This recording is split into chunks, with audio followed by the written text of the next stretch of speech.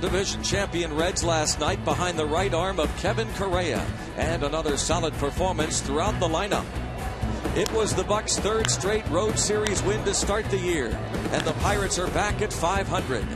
Tonight, Hurdle and company are in South Florida for their first look at the National League East and face one of baseball's best, Josh Johnson. Your turn to root is now as Paul Mahallam and the Battlin' Buccos play the first of 3 in Miami. Next on Root Sports.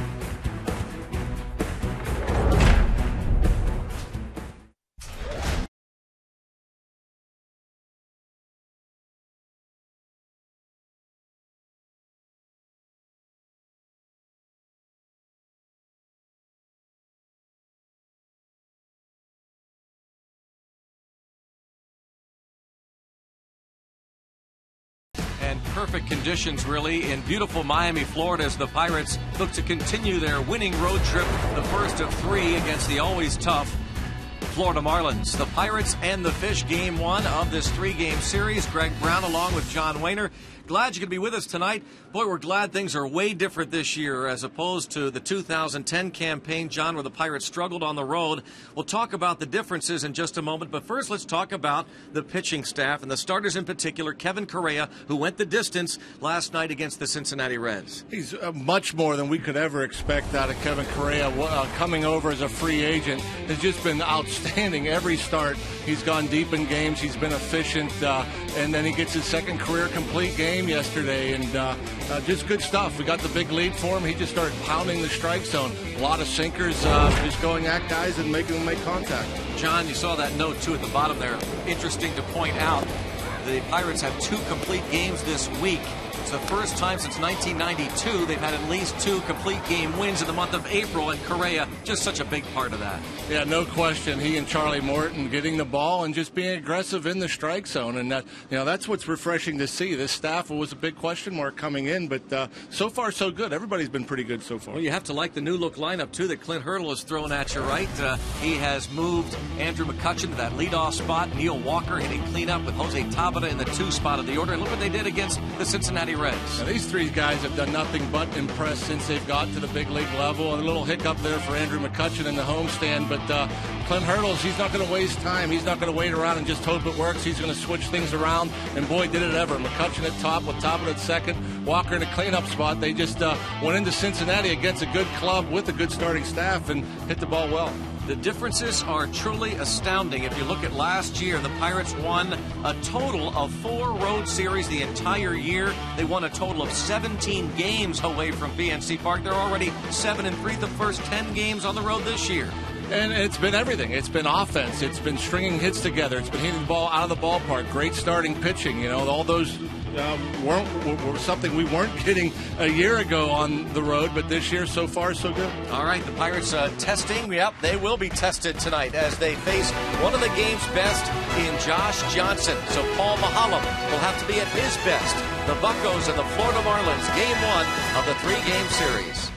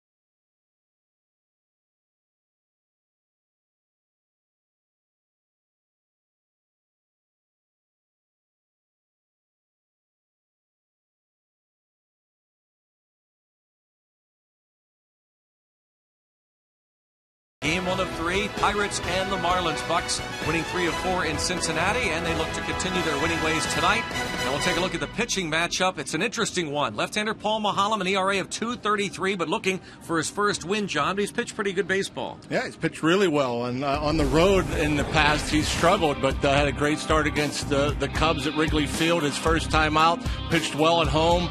You can see with runners on base, just a 138 opponent's batting average. So Paul Maholm is going to have to be good tonight because he's up against a great one. Yes, 8th career start for him against the Fish. Meanwhile, Josh Johnson, he is absolutely one of the best and maybe kind of unheralded, but his last time out against the Atlanta Braves took a no-hitter into the 8th inning, was broken up with 1 out by Freddie Freeman. He is just really a super power pitcher. He has everything. He has velocity, he has movement, he has breaking ball, he has a changeup, and he's just really good. He led the National League in earned run average last year at 2.30, despite only having 11 wins. But anytime you're up against him, you know you're going to have a hard time, so you got to pitch well. All right, he makes his 3rd career start against the Pittsburgh Pirates. It's Josh Johnson against Paul Maholm, and Pedro Alvarez returns to the lineup. Your turn to root is coming up next from Miami, Florida, as the Pirates take on the Marlins.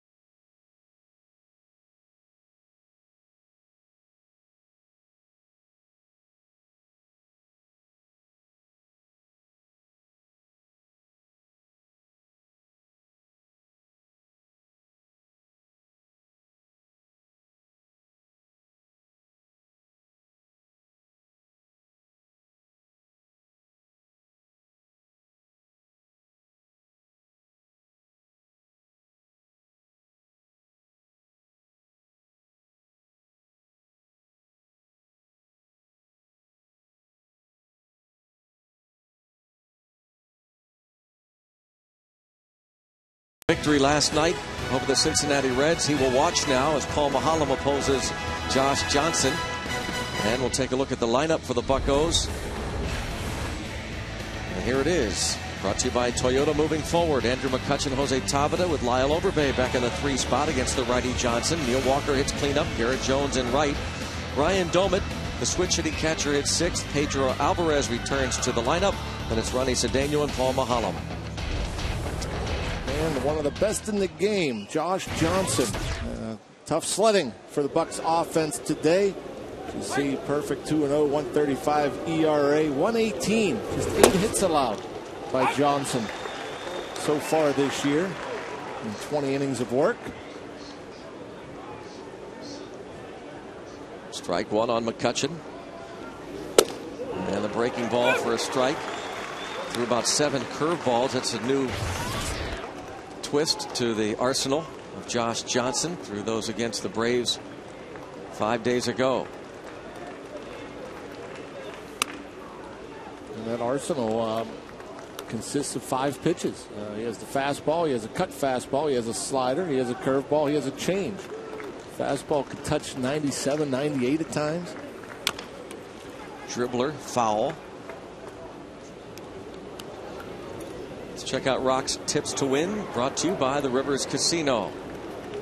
I think for one, Paul Maholm has to continue to be strong. He's been pitching well, and he's going to have to pitch well today against a guy like Josh Johnson, and you have to make him work. Just like in a bat like this, you get two strikes, you got to foul balls off, you got to go make him throw a bunch of pitches. Hopefully, you accumulate pitches with Johnson, and maybe get him up to 80, 90 through 5. Hit in the air, out of play. I think the Pirates have done a good job with that against guys, especially in Cincinnati, against Wood, Volquez, even Arroyo, going deep in counts, drawing the walks. And the third tip was to be fundamentally sound. As you see there, Marlins pitching coach Randy St. Clair. Fundamentally sound, that means taking advantage of your leadoff doubles and being able to move runners over, get them in from third less than 2 outs. Play sound defense. Don't give the other team extra outs. The team has struggled a bit defensively, but you have to do everything right to scratch together some runs against Johnson. 2-2. Returns to the mound tonight for the first time since coming within 5 outs of a no-hitter in Atlanta. Freddie Freeman's 1-out double in the 8th broke up the no-hit bid. But as Nate McLouth said after the game, every time this guy goes to the mound, he could throw a no-hitter. He's just that good. As he strikes out McCutchen to start the ball game. When you're defending against 95 on the gun, and he throws that hard biting slider that looks like a strike all the way in, hard to pick up that speed and spin. 85 miles per hour on that slider, and just hard to lay off. Perfect location. Jose Tabata takes a breaking ball for a strike. And more times than not, that curveball he'll just use for a strike. Hit well toward right. Going back is Stanton. The second out. 2 up, 2 down. Here's the defense behind him. Logan Morrison, Chris Coughlin, and Mike Stanton in the outfield left to right. Emilio Bonifacio, Hanley Ramirez on the left side. Omar Infante, Gabby Sanchez on the right. John Buck does the catching for Josh Johnson. These Marlins are 8-6 on the year. Pirates come in 8-8. Lyle Overbay was 2 for 4 yesterday. Had a key double in the 4th inning as the Pirates won it 9-3. Ball 1. Now, here we are. Josh Johnson's making his 4th start. In 21 innings, he's given up a total of 8 hits. We can name the players that have gotten hits off of him this year. Willie Harris, Carlos Beltran, Angel Pagan of the Mets. Pagan's was an infield hit. For the Washington Nationals, Rick Ankiel, Ian Desmond, and Ryan Zimmerman. And Jason Worth homered off of him. One of a 4 hits for the Nationals, and his last time out, the Freddie Freeman 2-out double in the 8th. Amazing. And that was a changeup at 88. You hear about Roy Halladay all the time, and obviously good pitchers in this league, but I don't know if you hear enough about Josh Johnson.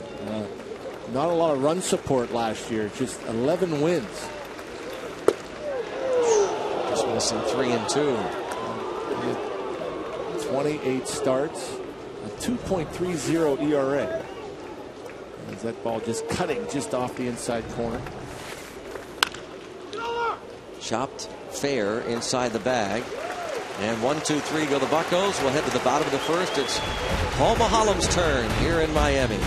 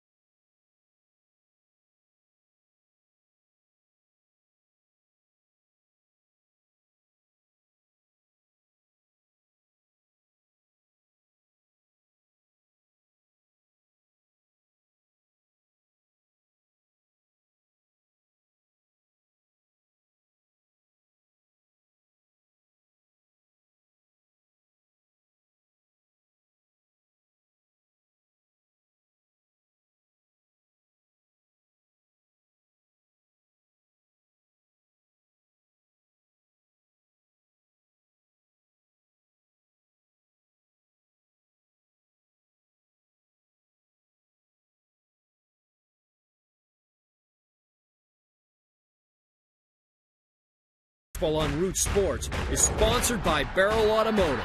Barrel.com. Definitely worth the click. Let's go Bucks! Head to the bottom of the first inning. Let's go Bucks. Let's go Mahalam. Edwin Rodriguez is the manager, and this is his lineup for the Fish. Coghlan, Infante, Ramirez, Gabby Sanchez hits cleanup. Logan Morrison followed by Mike Stanton. Stanton dropped down from the 4 spot.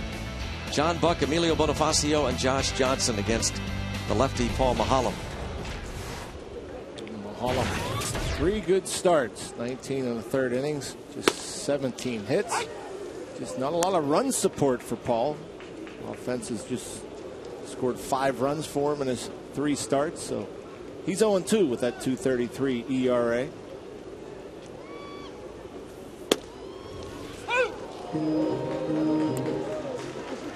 To the count on Coghlan, who was the Rookie of the Year in 2009. Hit 268 last season in 91 games, and quick work from Mahalam. He takes care of the center fielder. Good start for Paul, and this Marlins team was tough against left-handed pitching a year ago. As you'll see, after getting ahead, the hard slider starts in the zone. Look at the Range Resources strike zone here.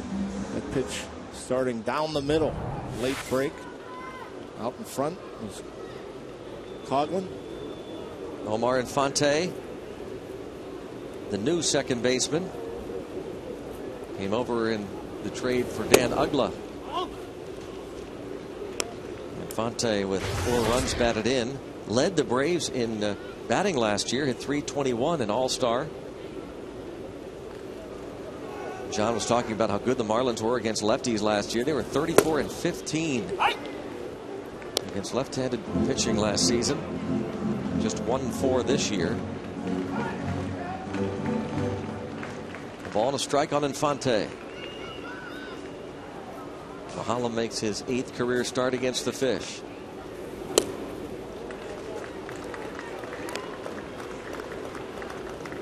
There is Rodriguez.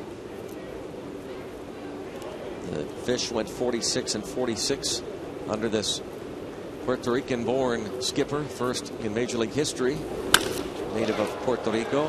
Fly ball to center. 2 outs. Pitchers will oftentimes pitch, I said it earlier, pitch to contact. Why not this big yard? Tabata, McCutchen, Jones in the outfield. Alvarez, Cedeno on the left side. Walker, Overbay on the right for the Bucks, and Ryan Domet does the catching. Jose Tabata, a lot of room to roam out there, John. And of course, you played here in this stadium. There's some quirkiness about this outfield, but there's a lot of room, but the ball kind of hangs in the air. It doesn't carry real well here. For instance, Tabata's shot to right in the 1st inning. That's a home run in Cincinnati. Here, especially at night, doesn't carry very well, especially to right. There you see the deep corner, left center field, 434. Seen some balls take some tricky hops off of that wall.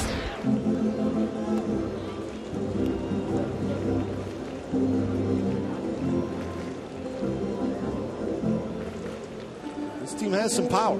Ramirez still without a home run. In fact, the team only has 8. But they certainly have some guys that can hit the ball out of the park. Half of the homers coming from Morrison. Oh, how about that start for Mahalam? Up to the task through 1. He's going to have to put up some zeros.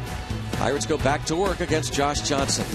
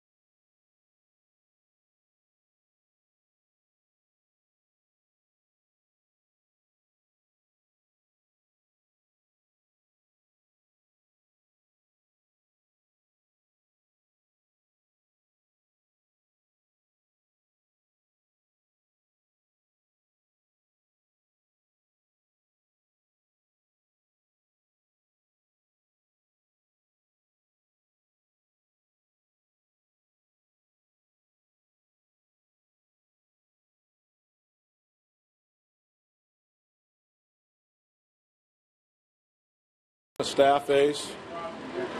Big man that can repeat his delivery, which you don't always see when you're 6'7". You got a lot of unfolding parts. He's a pure power guy. Pitches to both sides of the plate, keeps the ball down. We got to elevate him, number one. We got to cover one half of the plate, pick a half of the plate and cover it, number two. Try not to chase early outside the zone to spike his pitch count. When we got something on men on base in scoring position, we got to knock them in. First pitch swinging. Neil Walker bounces it to second off the chest of Omar Infante. Josh Johnson retires Walker. You heard Clint Hurdle talking about Josh Johnson. When we asked him about Johnson, one of the first things he said was, though, he's beatable. Look at the back of his baseball card. And he said, you know, this is a great opportunity for us, and we've got to beat the ones and twos. Talking about the top of the rotation pitchers. So it's a good test for his club. Yep. They all make mistakes. It's just a matter of whether or not you can take advantage of them. But certainly hard to center the ball, hard to get barrel to the ball. And Clint Hurdle talks about taking away half the plate, referring looking middle in or middle away. And having the discipline, if you're looking middle in, not swinging at a pitch middle away. If you're looking middle away, not swinging at the pitch middle in. You know, you can't look both sides with this guy. And it's hard to get off the fastball. You have to sit fastball. He just has too good of stuff and too much velocity. So you have to sit, if you're game planning here against Josh Johnson, you have to sit fastball and think half the plate, not the whole. Don't expand it, right? Yeah, I think he's more likely to pitch in to the lefties, especially with that cutter. He'll also throw a backdoor slider to lefties, so you know you almost want to look middle in. That last shot was of hitting coach Greg Ritchie. Look middle in hard. If you're Garrett Jones right here, take if it's middle away. Right-handed batter, I think you got to look more middle away and take middle in. And a walk. Maybe just a bit of an opening early going here against this big right-hander, 6'7", 248 pounds, native of Minneapolis. Fourth-round pick of the Marlins in 2002. Underwent Tommy John surgery that cost him almost 2 full seasons. Underwent surgery in August of 2007.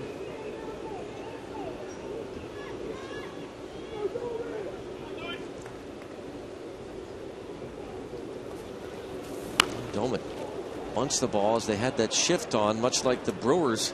The overshift there with the third baseman Bonifacio playing the shortstop position. There, look at the numbers of Josh Johnson last season. Led the league in ERA. Missed the final 3 weeks of the season with a strained muscle in his back. So he went to work on his core this off season. Trying to get strong up the middle. Here's the shift. You understand why Domet was trying to push something up that left side. It's wide open. Yeah, get a couple of runners aboard. Pedro Alvarez can get hot here in Florida.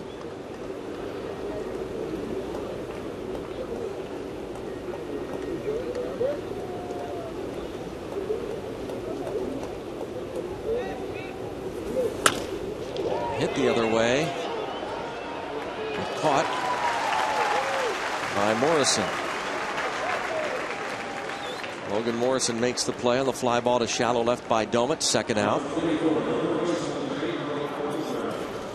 I actually think Ryan got jammed on that pitch, and it was a changeup. A changeup up in the zone. Not a great location, but it still tied Ryan Domet up a bit. Well, Clint Hurdle gave Alvarez the night off. Alvarez sat in favor of Steve Pearce. Pearce contributed against the lefty Travis Wood. Alvarez was 2 for 11 in that series against the Reds. Maybe this combination of being back in the lineup after a day off and facing these fish will do the trick for Alvarez, with 2 of his home runs last year against the Marlins.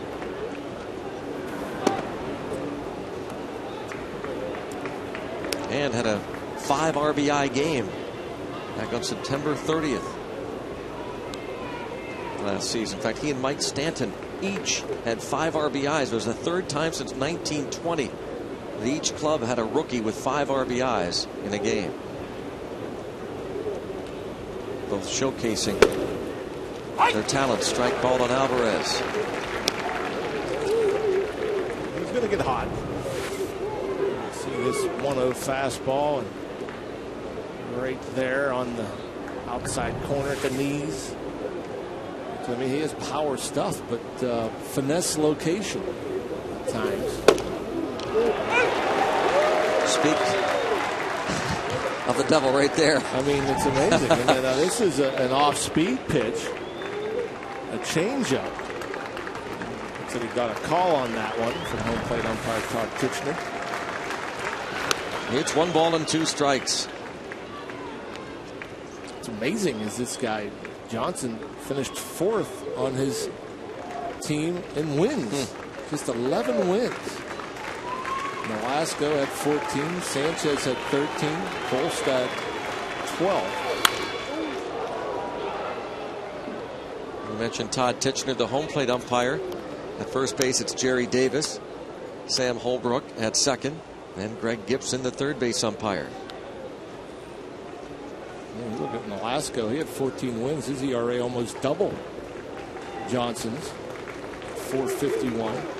12 wins for Volstad with 4.58 ERA.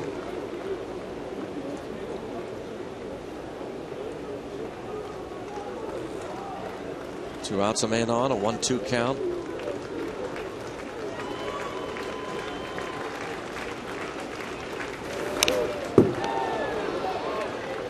And it stays 1-2 on Alvarez. Keep making him work. Ron Cedeno hoping to get an opportunity here, driving a run.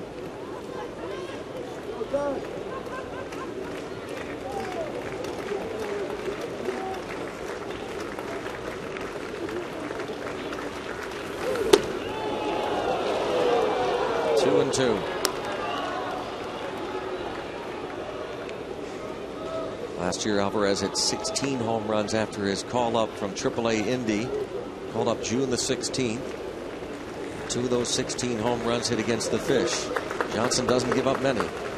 Gave up 7 all of last year. And down on strikes goes Alvarez. Second K for Josh Johnson. We're through 1.5 in Miami. It's a 0-0 game.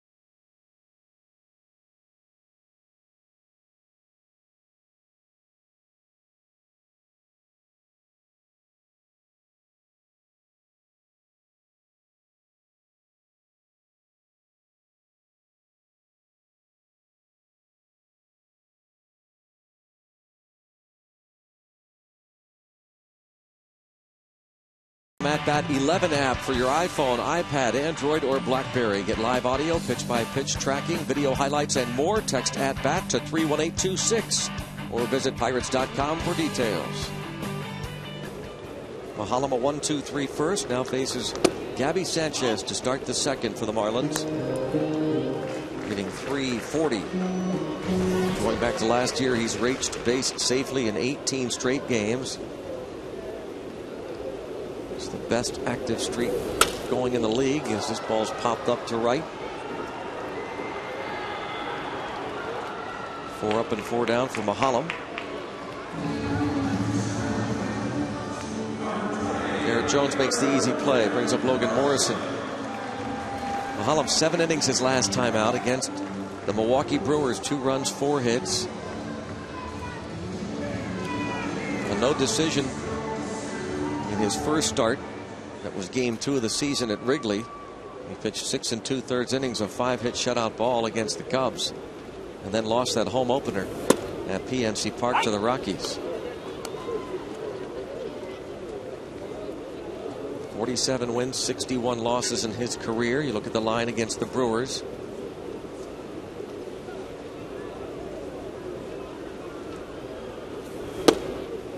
Good location there. The first 2 pitches from Paul. He's always been tough on left-handed batters, hitting just .208 against Mahalem in their career. Morrison, good start, actually hitting .350 against lefties early on. A 9-game hitting streak for Logan Morrison as he takes a ball from Paul Mahalem. 4 home runs to lead the club. Also leads the team in RBIs with 11.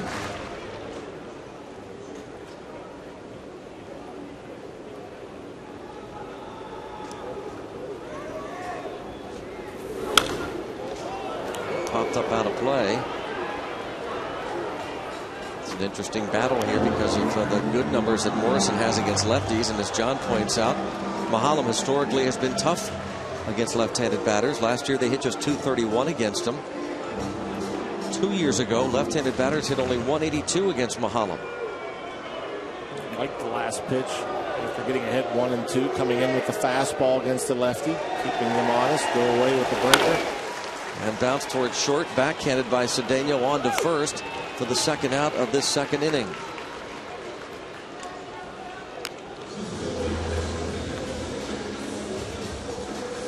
After 2 out, nobody on, and Mike Stanton.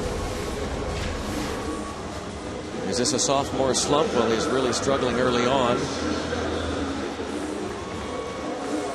We mentioned during Alvarez's at bat that both he and Stanton had that 5 RBI game September 30th. Mike Stanton, 2nd round pick in 2007. He's just 21 years old, and he's hit by the pitch from Paul Mahalem.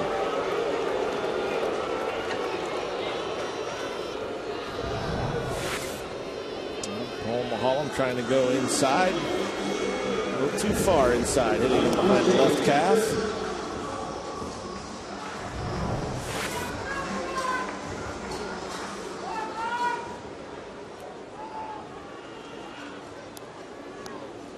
Now John Buck. First year with the Marlins.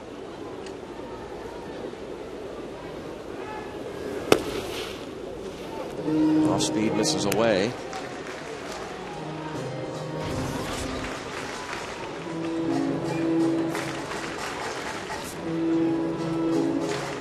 John Buck, hitting .208 so far this season with 1 home run.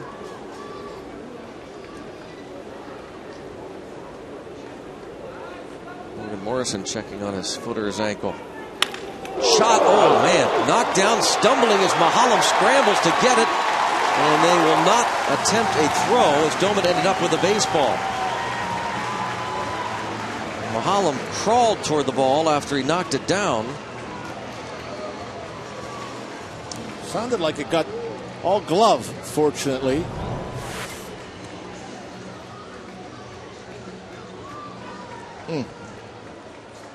If he doesn't stumble, it's an out. John Buck doesn't run very well. And plenty of time, maybe just trying to be a bit too quick.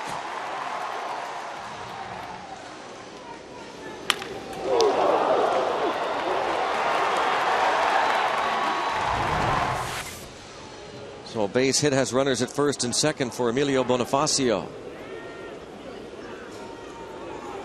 Well, every time a ball is hit back to the mound with Mahalam on the hill, you can't help but think back to that horrific line drive he took back to the face in 2004 when he was in just his second year of pro ball in the Pirates minor league system. Broke his nose, shattered his orbital bones, and had a couple of surgeries. Fought back from it. Bounced toward third and into left. Stanton will be held. And the bases are loaded as Bonifacio singles through the left side. Stanton's either really slow or his calf's hurting him, because I thought there'd be a play at the plate here with this base hit. With 2 outs, you're moving on contact, but Jose Tabata comes up throwing, and Stanton, boy, look at him. There wasn't much urgency there from Stanton. It's funny you said that you thought there was going to be a play at the plate. I didn't. I didn't think there would be a play at the plate. I thought it'd be 1-0 Florida. Oh my goodness. What was that? I don't know. See if the Pirates can take advantage of that, though. Josh Johnson, 3 career home runs. Well, Stanton, by the way, has been hobbled by a tight left hamstring. In fact, he left their season opener, the tight left hammy, and obviously being very careful with it. And Mahalam will have to be a bit careful with Josh Johnson. Good athlete. And you see Stanton still at third, despite the 2-out ground single by Bonifacio.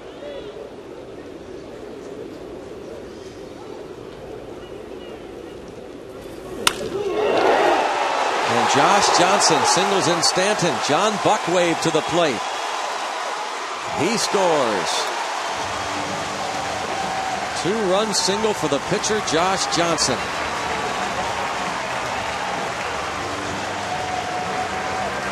Well, as soon as that ball went off of Paul Mahalam's glove, and I'll tell you, Ryan Doman will tell you that we have to record an out there. We're out of the inning if we're able to make a play on it.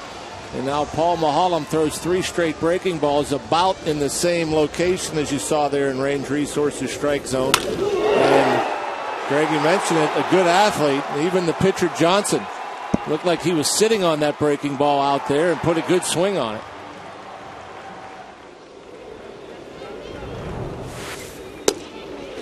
Now ball 1 on Chris Coghlan. Struck out his first time.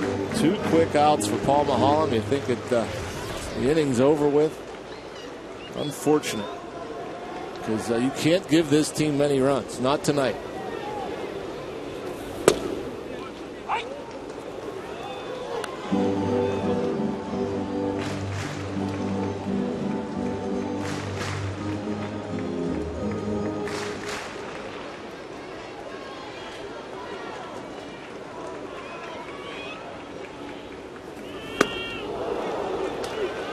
Now 1-2 count.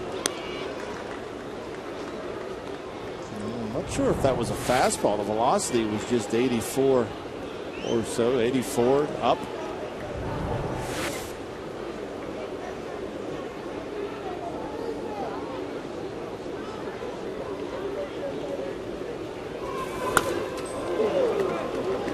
Now back up to 91. I don't know if he just tried to cut that previous pitch away from the left-handed batter.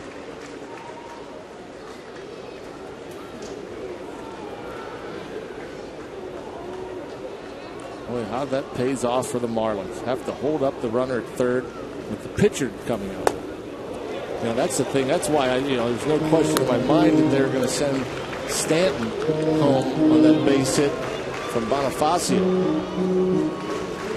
The pitcher comes through. Josh Johnson, a 2-run single. So Stanton does score after all.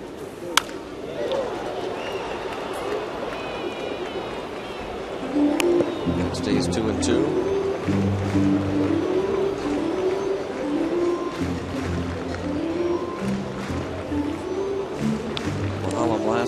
9-15, 5.10 ERA.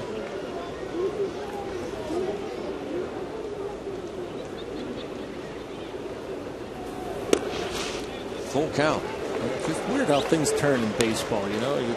Paul Maholm so easily went through the first 5 batters in this lineup and then hit Stanton with the first pitch, missing his mark by a couple of feet.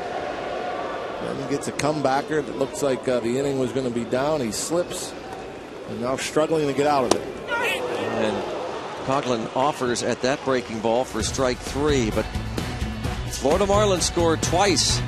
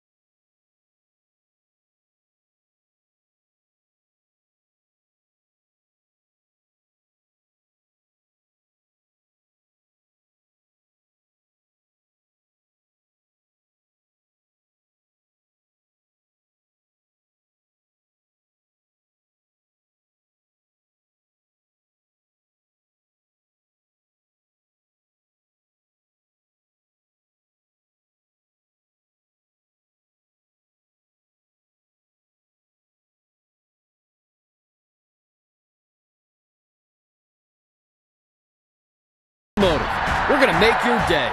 Let's go Bucks!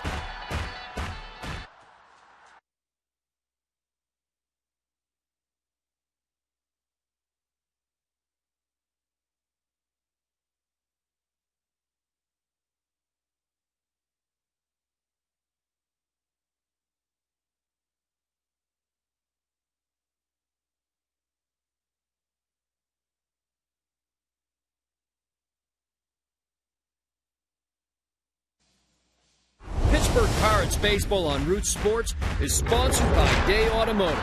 We're going to make your day. Let's go Bucks! And tonight's This Day in Pirates history brought to you by Day Automotive. We're going to make your day. And it was on this date in 1979 that Harding Pete Peterson made one of 2 critical trades that led the Pirates to the World Series championship. He picked up short-gloved shortstop Tim Foley from the Mets in the Frank Taveras deal. Today's look back at Bucco history. Thank you, Day Automotive.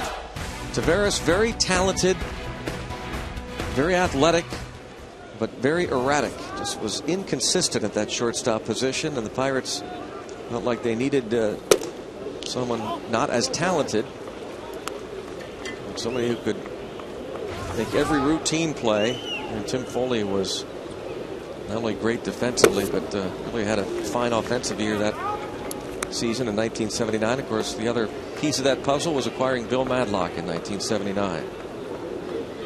Tim Foley, I remember choking up about 6 inches on that bat, laying it on his shoulder.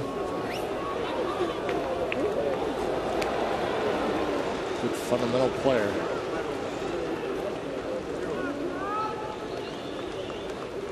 Cedeno 2 for 5 with a couple of runs scored last night. 3 for 15 in the series against the Reds.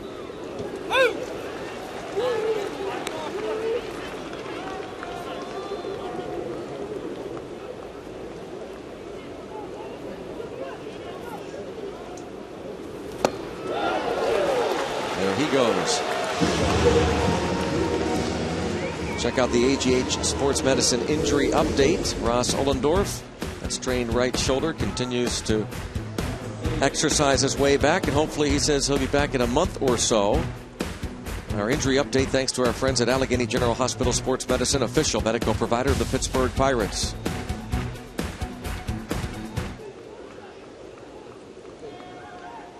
Speaking of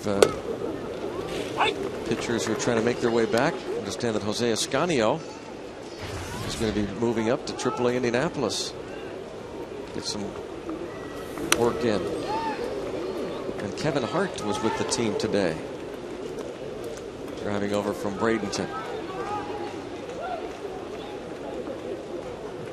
Those 2 guys battling injuries pretty much seems like since the time we acquired them.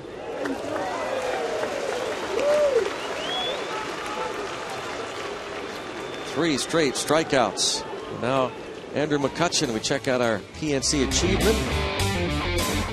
Brought to you by PNC Bank. August 18th, Andrew McCutchen, a solo homer off Josh Johnson in the 8th inning at PNC Park. Our PNC achievement brought to you by PNC for the achiever in you.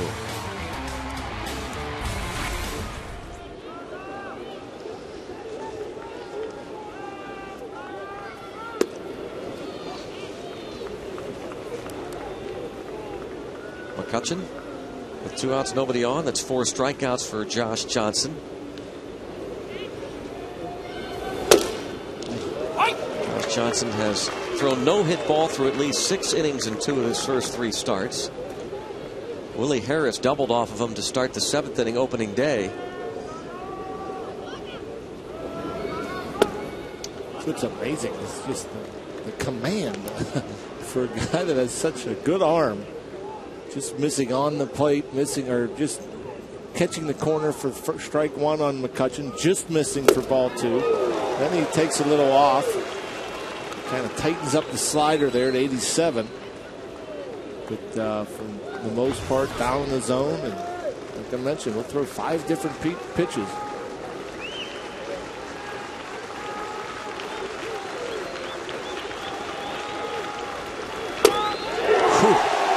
My goodness, you're watching one of the best, no doubt about that. Josh Johnson strikes out the side. That gives him 5 Ks as he gets Andrew McCutchen looking.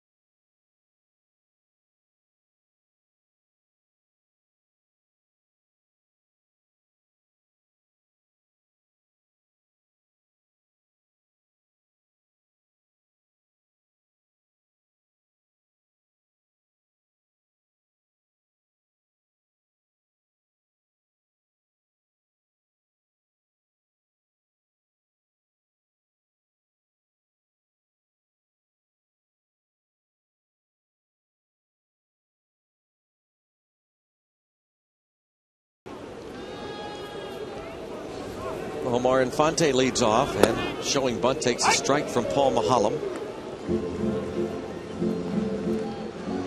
Sparse gathering, which has been the case, quite frankly, since this franchise was born in 1993.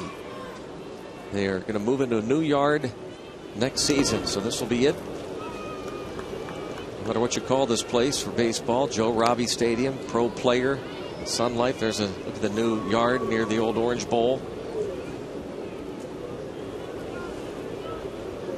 Opening up in the little Havana section of Miami next year. Alvarez throws out Infante. 1 up and 1 down. The ballpark is kind of out in the middle of nowhere. They're going to be, the new ballpark's going to be near the population, near the masses. So it'll be interesting to see if people of Miami and the surrounding areas will come out and watch this team play. Well, and this ballpark when the city was granted a Major League expansion franchise before the '93 season. People here that own the club, Wayne Huizinga and the late Carl Barger, came in from Pittsburgh as the first president.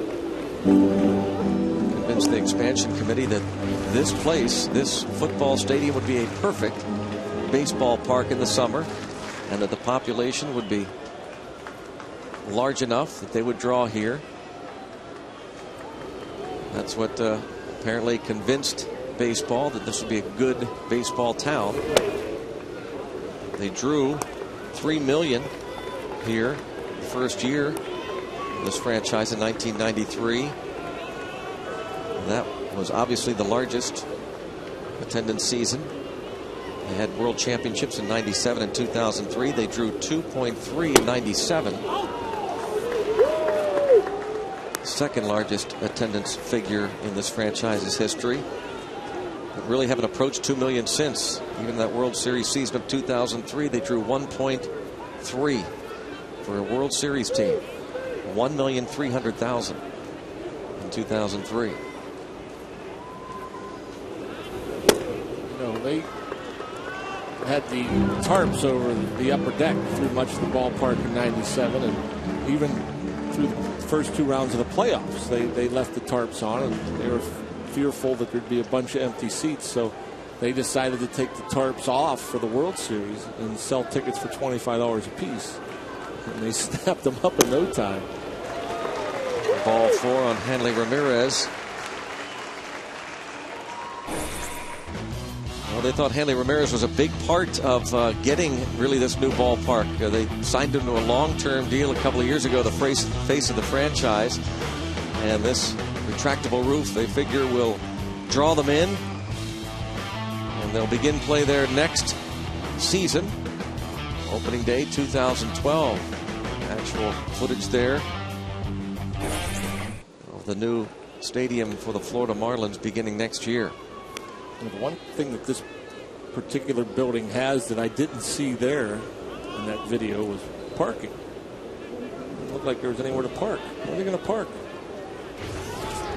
I'm sure they're going to be building some garages, huh? You would think.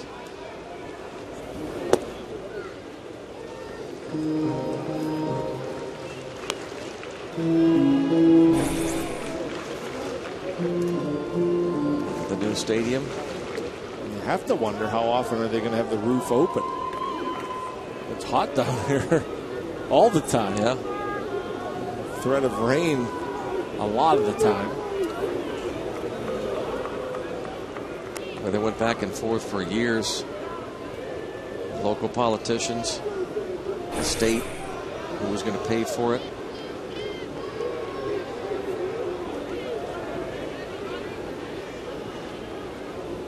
Mostly public funding. We'll get it done, and they'll move into the new yard next year. But it remains to be seen whether this area, and really the state of Florida, John. I mean, the same thing you hear about Tampa Bay. They built Tropicana Field a couple of decades ago, trying to lure the Giants in from San Francisco. They eventually got an expansion team, and they convinced baseball that that would be a great area for baseball fans. Tampa St. Pete, the Dome. Two teams that both have fell on hard times, but both have been successful, but neither of them draw very well. A 1-ball, 1 strike on Gabby Sanchez.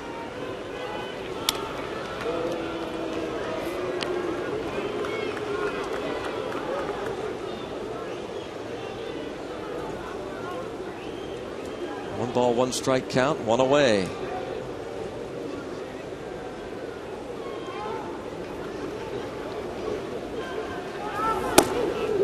Lacey Collins going to join us here shortly. She, the third member of our crew, has an interesting story about a new stadium as this Marlins team says goodbye to what is now called Sun Life Stadium.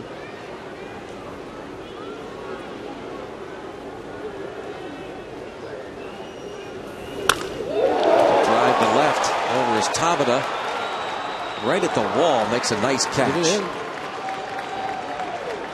Back to first goes Hanley Ramirez. Let's go downstairs to Lacey Collins. Well, Greg, before you can start to open and close that retractable roof, you've got to start with the bricks. And so the first ceremonial brick was given to Mike Lowell, the former third baseman here for the Florida Marlins. He's also a Miami native, so they're kind of taking the twist of moving along with the past of the Marlins into the future, brick by brick.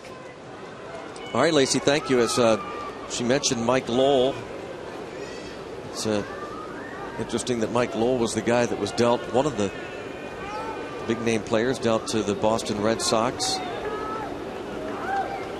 Again, Hanley Ramirez. Chopper foul as Domet swipes it out of the air. Mike Lowell lays the first brick. Mike Stanton, I guess, takes the first bit of batting practice.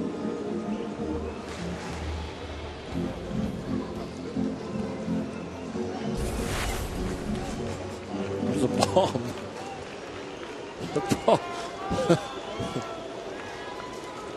I wonder if that was the only take. He hit a bomb.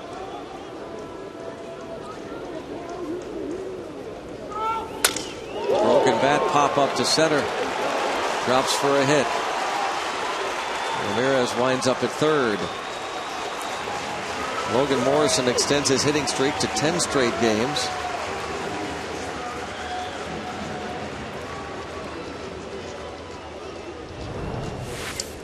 Well, you heard it. You heard the bat shatter as he tied him up a bit, but the ball was left up. And Hanley Ramirez almost was trying to bait Andrew McCutchen into throwing that to third. Almost looked like he was slowing up a bit, and then he turned it on at the end.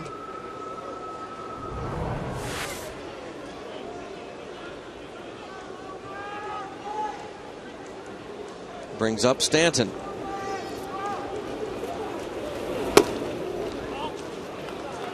Mahalam retired the first 5 he faced routinely, and then he hit Stanton with 2 outs in the second. That led to 2 runs.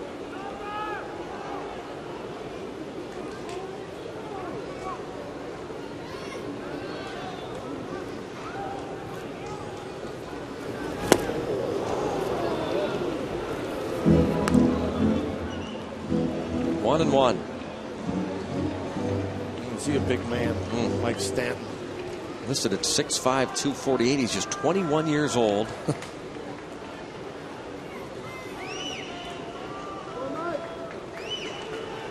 And they have the runner picked off, but they have to watch for the man Ramirez, and they throw to third. They get him. Overbay throws to Alvarez. They tag out Hanley Ramirez. Hopefully that will be a very big play in the scheme of things. Through 3, Marlins lead 2-0.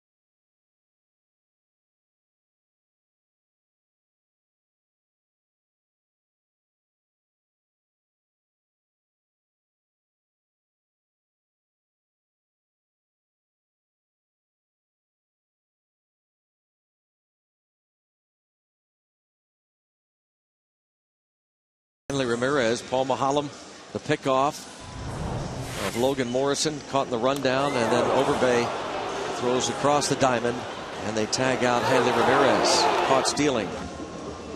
And Ramirez going back standing. He goes down. Good chance he beats the throw. Showed him going out, kind of grinning and like, oh, ho hum, so what? Well, as we said, hopefully it'll be a big play in the scheme of things. Yeah, I mean, it's you have to wonder. There was Gabby Sanchez was batting in that third inning. He flew out to deep left, and Ramirez just kind of jogged around second base. He got about 10 feet past it.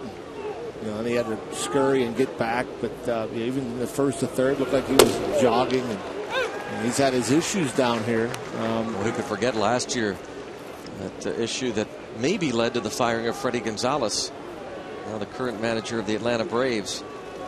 Rebenched Hanley Ramirez for a particular play. As Tabata grounds to short 6-3. Meantime, Josh Johnson rolling right along. Ramirez is a guy that's hit as high as 342. He's had as many as 212 hits. He's hit over 30 home runs in a season. He's driven over 100 in a season. He's stolen more than 50 bases twice. But yet, you hear more of the negative about Hanley Ramirez than anything else. Overbay takes a strike. No hit so far. One base runner against Josh Johnson.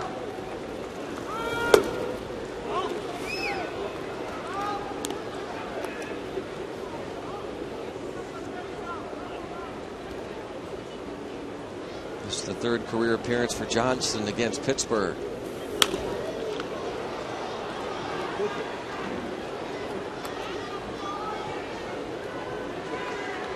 1-2 count on Overbay. He grounded to Gabby Sanchez at first base in a 1-2-3 first inning.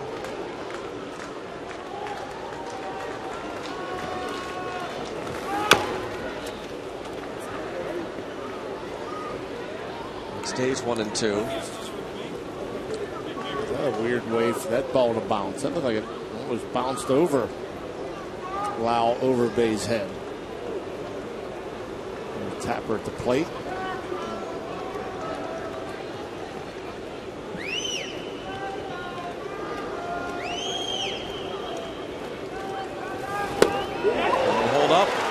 Six strikeouts for Josh Johnson.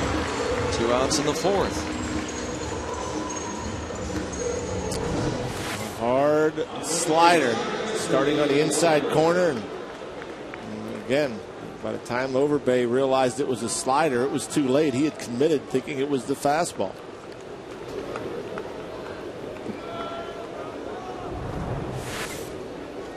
Neil Walker bounced to second in the second. On the first pitch, he takes a breaking ball. Congratulations to the new uncle, his brother Matt.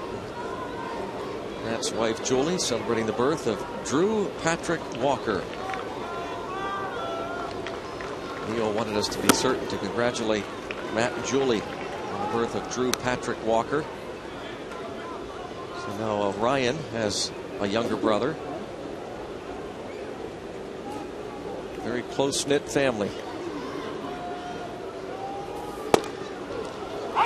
They're watching their Neil. Having a fine early start to this 2011 campaign. Barrel.com leaders among second basemen in baseball. Hits. Neil Walker right up there. And Michael Young, Howie Kendrick, and Freddie Sanchez. 96 on the gun right there, 2-2. Best fastball today from Josh Johnson.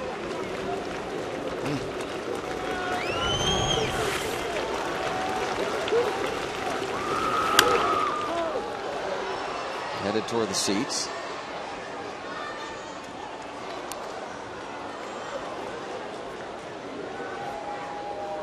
Neil Walker 2 for 4 with a ribby last night. And then 5 for 14 in the series against the Reds.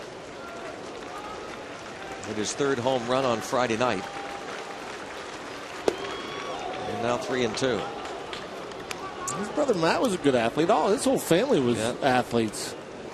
Matt played some professional ball, minor league ball.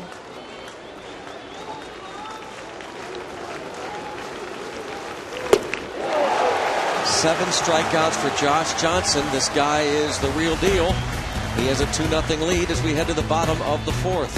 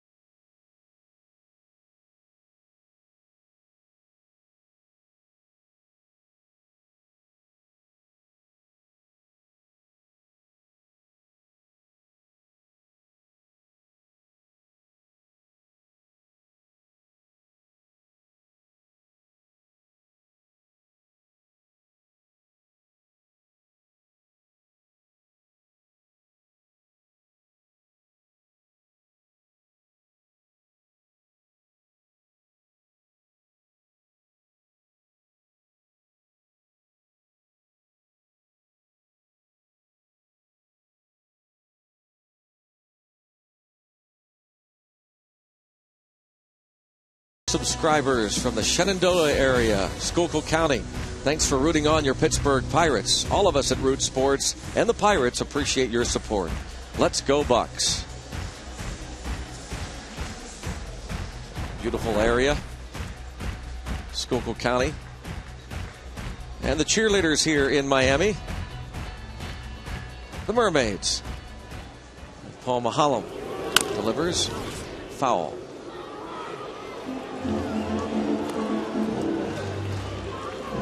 The Mermen are still here. I don't think they're called the Mermen. Well, what are they though? The Manatees. The Manatees. The Mermen. I think they do only weekends. Line drive to left field. Off the top of the wall. Nearly got out of here. That fence is shorter. And Mike Stanton dropped down to the 6th spot for the first time. Doubles to start the 4th. Well, hopefully we can leave him stranded. It's Paul Mahalam. Left that fastball up middle of the plate. Fortunately, that was off the end of the bat. Stanton gets good wood on that. That's way out of here. See there, a little off the end. Just about a foot or so from creeping over that short wall and left. 5 doubles for Stanton, and now it's John Buck, the catcher, who lined that ball back to the box his first time, and he lines this ball foul.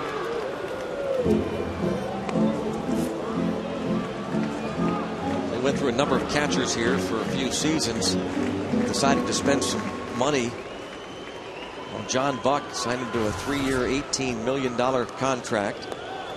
This 30-year-old Wyoming native.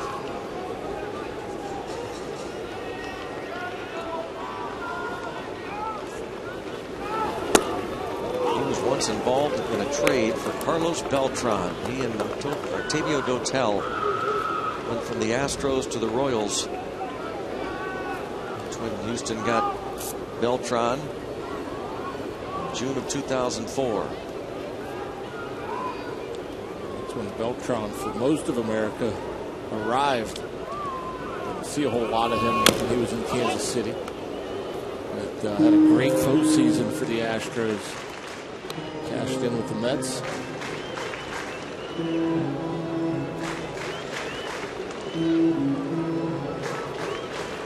Those Astros this year, 5-11. Early surprises in baseball.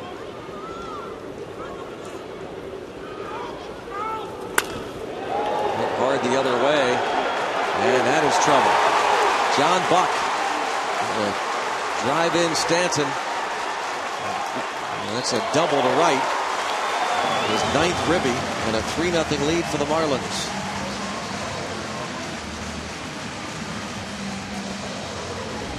I think Paul Maholm trying to get Buck to roll over this pitch. That's just a good piece of hitting from John Buck, and looking to go the other way, get something soft. Looked like the curveball away from him. And it's tough to stay back on that slow of a pitch. But obviously his sights were moving the runner Stanton up 90 feet and was rewarded with a double and an RBI. This Marlins team is a double machine. Haven't hit many home runs, just 8 home runs through the first 14 games, but that's their 39th and 40th doubles of the year, leading the major leagues. Give you some comparison. The home runs, as John mentioned, only 8. That's tied for fewest in the National League. The Pirates have hit 14. The National League leaders are the Cincinnati Reds with 23.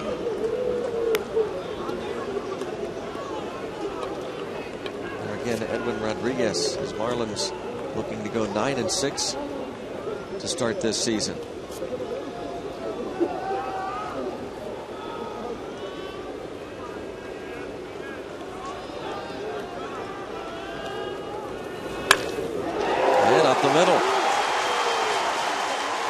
Buck will be held at third. Line drive to center from Bonifacio. He's 2 for 2. Well, again, another good piece of hitting. Something soft. Paul Maholm's hoping to get him to roll it over. But once again, like Buck, Bonifacio not looking to pull the ball, looking to stay up the middle the other way. Beautiful looking swing. That pitch may have ended up bouncing before getting the catcher Ryan Doman. Pulls the hands in, hits it hard, right back through the box. Ray Searage, Pirates pitching coach, looks on. Josh Johnson singled in a pair of runs in the second. Will he bunt, or will he be allowed to swing away?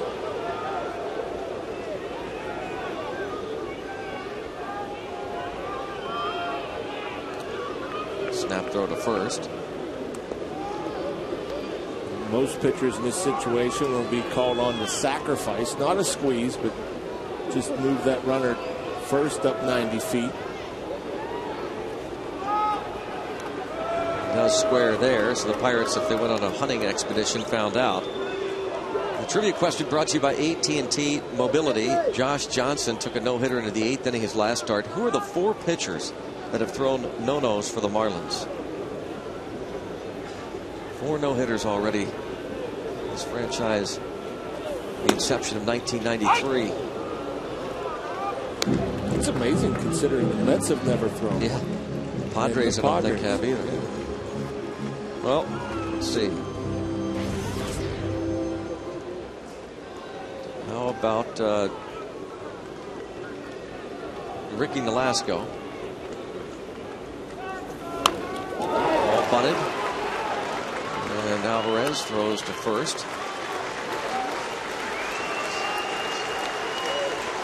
Sacrifice for Johnson. 2-minute scoring position for Chris Coughlin. Josh Johnson gets the job done twice. A 2-run single his first time and a sacrifice bunt here in the 4th. So we got Ricky Nolasco.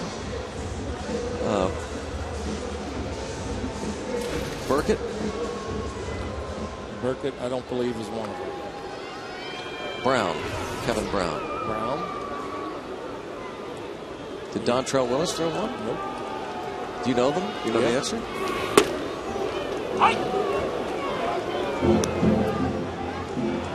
During your era with the Marlins? Yeah, I was here with Brown, and there was one thrown the year before I got one by somebody. The other two were after I left. I want to say within the last 6 years, 5 or 6 years.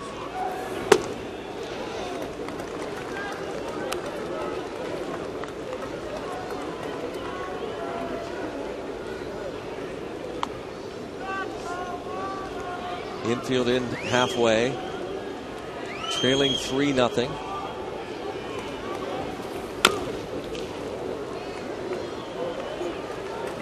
And he goes up on Conklin again. 1-2. Kevin Brown's no-hitter was in San Francisco. It was a perfect game through 7, I believe. And I got put in the defense for 6th. Windy, Candlestick Park, high sky, bright sun right over me. What fun. Scared working on a no-hitter.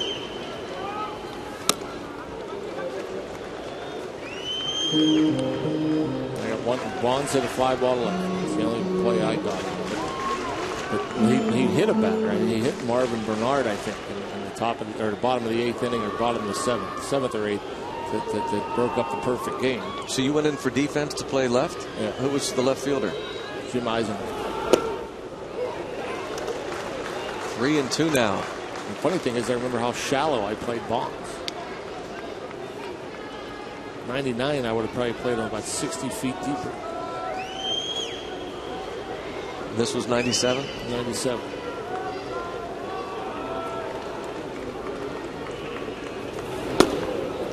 Held up, and now the bases are loaded, and Paul Maholm in the soup. Well, you can join in on tonight's conversation by texting us a question. Text the keyword booth, followed by your question and your name, to 412-412. Later in the game, we'll ask Brock your question on the air. It's what we do. Welcome to Root Sports. I want to ask him about that no-hitter. Ray Searage is going to come out and talk to Maholm. Base is loaded, 1 out. Omar Infante will be coming to the plate for the Fish.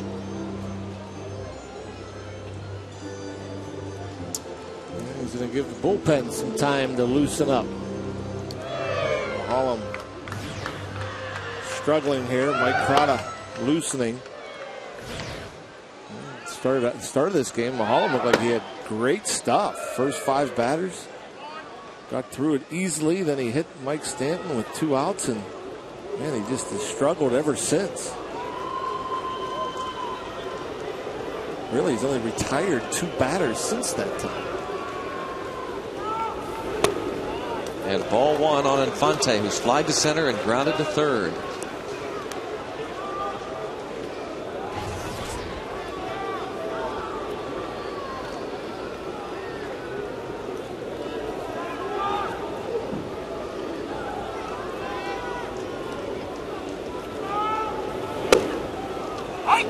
One ball, 1 strike.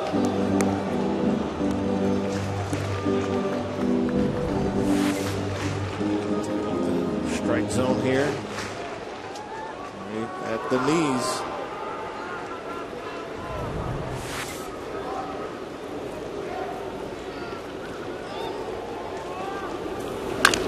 Bounced foul, sharply hit. Charlie Huff didn't throw one, did he, as a member of the Marlins? Nope. 1 before Kevin Brown and 2 after.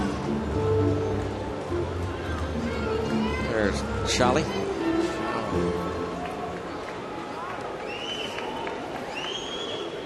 Charlie Huff, original Marlin. Charlie Morton throws tomorrow night for the Buccos. Huff was their very first starting. Yeah. Right? Opening day 1993. 2-2 the count now on Infante.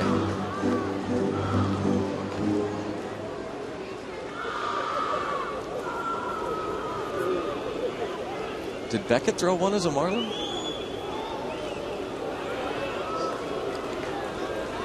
I believe so. Yeah. Beckett. Oh, big K there for Maholm. Yeah, keep it close.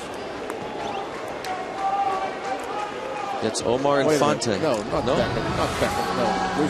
I get the 2 mixed up all the time. May have just gave one away. There you see the strikeout of Infante. Who did you say earlier? Did you say Burkett. No, Burkett didn't. The guy they just showed didn't. Beckett didn't. All right, now Hanley Ramirez, who has struck out looking and walked. Pivotal part of the game, certainly for Mahalam. Might determine whether he stays in here or not. The game perhaps hanging in the balance. When you have a guy on the other side pitching like Josh Johnson.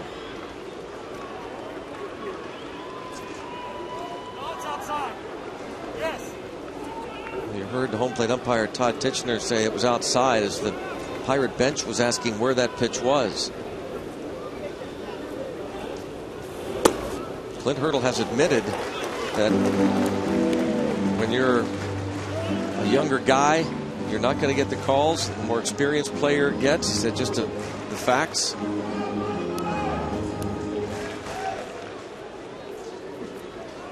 Now, of course, Mahalam is a veteran. He's a guy who's thrown over 1,000 innings in a Pirates uniform. He falls behind Hanley Ramirez 3-0. But as you saw on the strike zone previously with the Marlins starter, Josh Johnson, there have been some pitches that have been out of that strike zone that have been called strikes. Yeah, no question. And that's a big difference going at a Ramirez 0-1 instead of 1-0. Well, 3-1.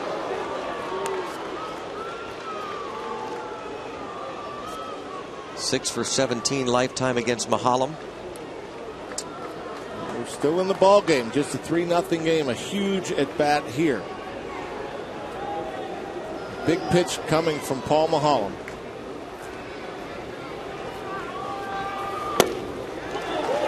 And a bases loaded walk to force in a run. Second time he's allowed Hanley Ramirez to reach on the free pass. And it is 4-0. That is going to be it for Paul Mahalam. Clint Hurdle will go to the bullpen. His team now down 4. What a turnaround for Mahalam, off to such a strong, crisp start. And it got away.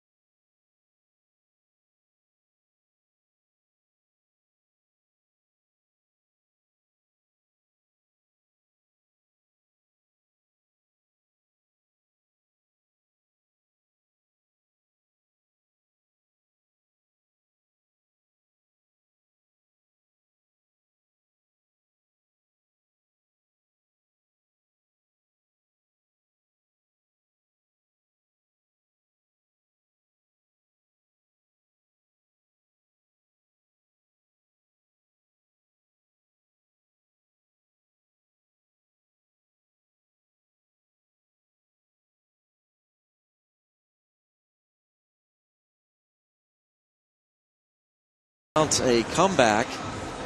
At the moment it seems almost insurmountable the way Josh Johnson has pitched through 4. Mahalam looked good through 5 batters, but then hit Mike Stanton and things really turned for the worse. John Buck, that liner back to the box. Bonifacio, the ground single. The pitcher Josh Johnson, a 2-run hit. And then here in the 4th, 2 runs come across, back-to-back doubles, a Bonifacio single, and 2 walks by Mahalam. Now the rookie Mike Prada faces Gabby Sanchez. It was sharp. The stuff was crisp and sharp. first inning and 2/3.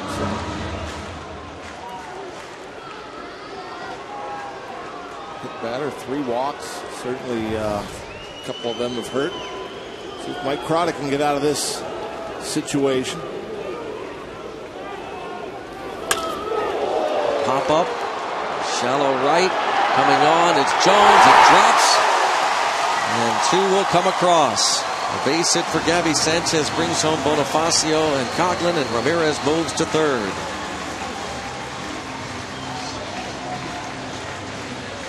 Boy, that hurts. That hurts as far as Paul Maholm's ERA. It hurts because of the score of the game, and you're facing one of the greatest, one of the better pitchers in all of baseball in Johnson. Just a fister, a decently executed pitch, a jam shot, a lucky break for Gabby Sanchez. Logan Morrison is the 9th man to hit in the inning. And he pops it up. Tabata coming in and makes the catch. So the Florida Marlins score 4 more runs and lead 6-0.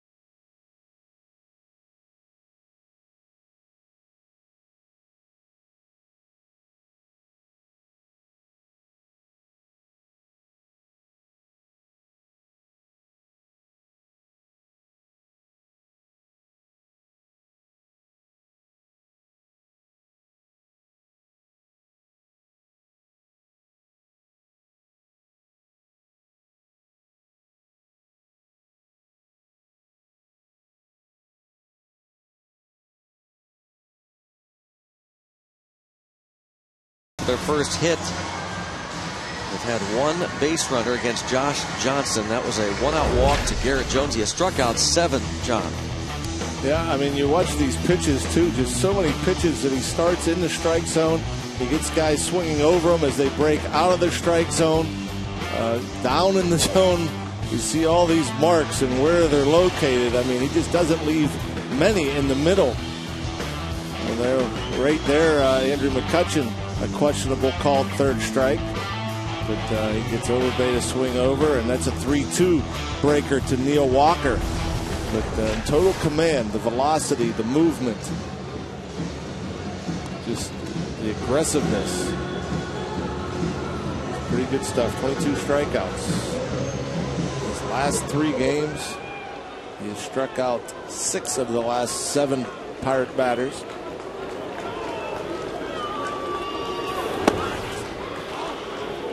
Ball 1 on Jones. Scott Cousins has taken over in left. Logan Morrison.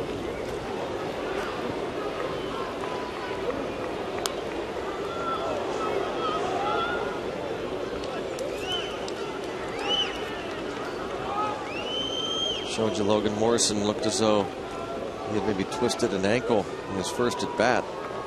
So maybe precaution. They get him out of there. Ripped to right field.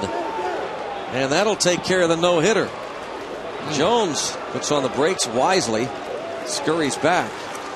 Garrett Jones breaks up the no-hit bid. Garrett Jones is swinging a hot bat. And there you see not a bad location on that fastball. Inside corner. Garrett Jones, that short, quick swing. And I mentioned the ball just doesn't carry here at night. A little better carry during the day. And Garrett Jones, wisely knowing down 6, you can't run into any outs, had to put on the brakes. Jones did not play yesterday, was 6 for 10 in the first 3 games of that series in Cincy. On base 10 times in 14 plate appearances. Again, Domet looking at that acreage on the left side of the infield. Why not? I mean, you're down 6 runs. Get on. Any way you can get on.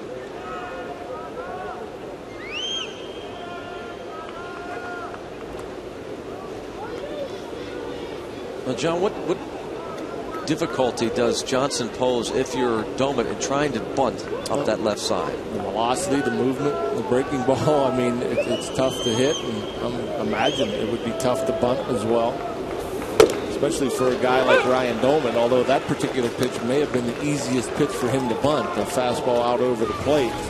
But obviously, Ryan Domet doesn't bunt much.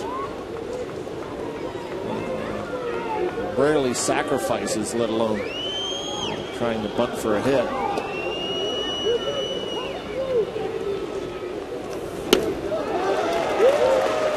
That's 8 for Johnson.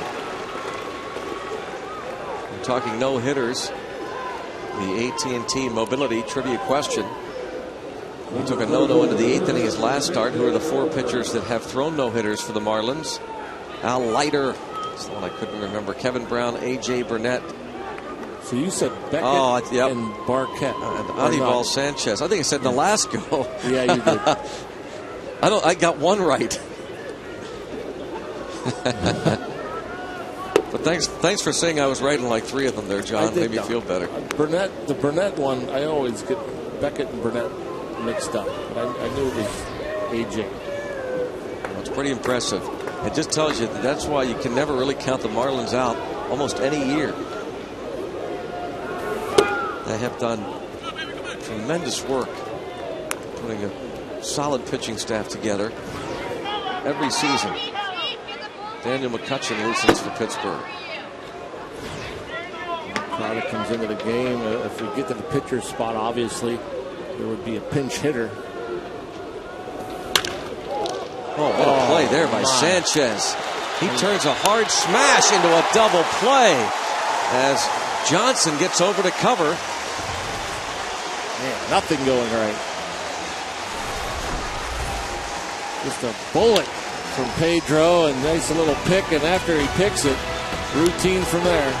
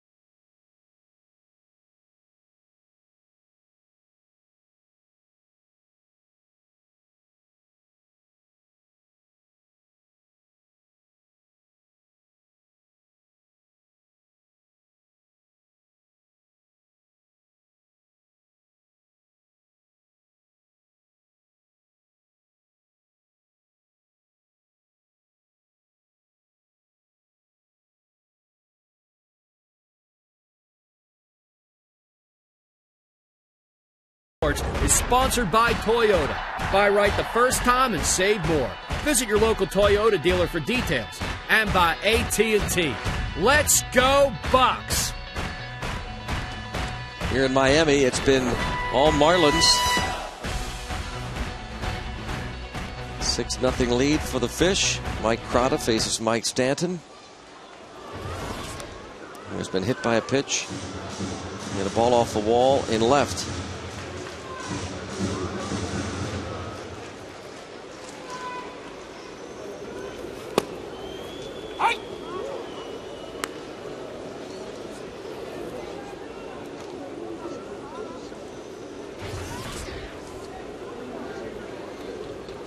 One ball, one strike count. And now 1-2. Mike Crotta comes back home in front of friends and family, wearing a big league uniform for the first time. Fort Lauderdale native. 95, that hard, heavy sink. Gonna get Stanton to chase.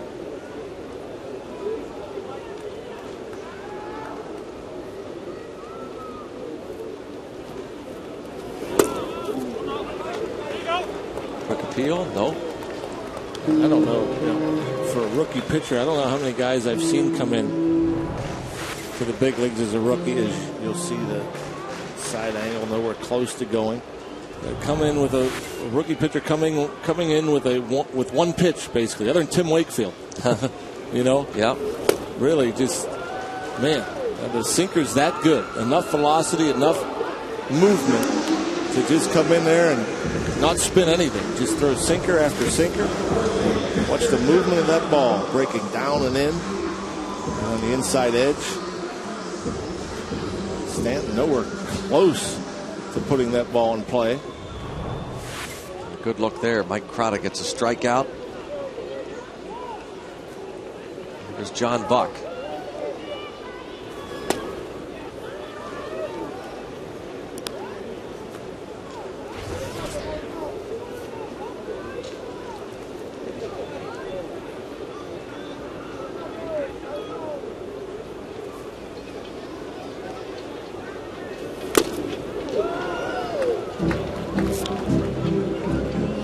Sinker up, it flattens out a little bit, but as you can see, still tough to hit as John Buck swings through it. Pretty much down the middle, can't center it.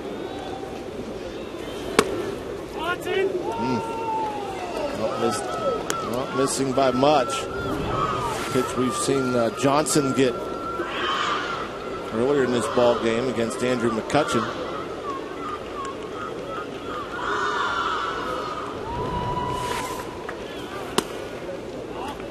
That's down the middle, I guess a bit up. See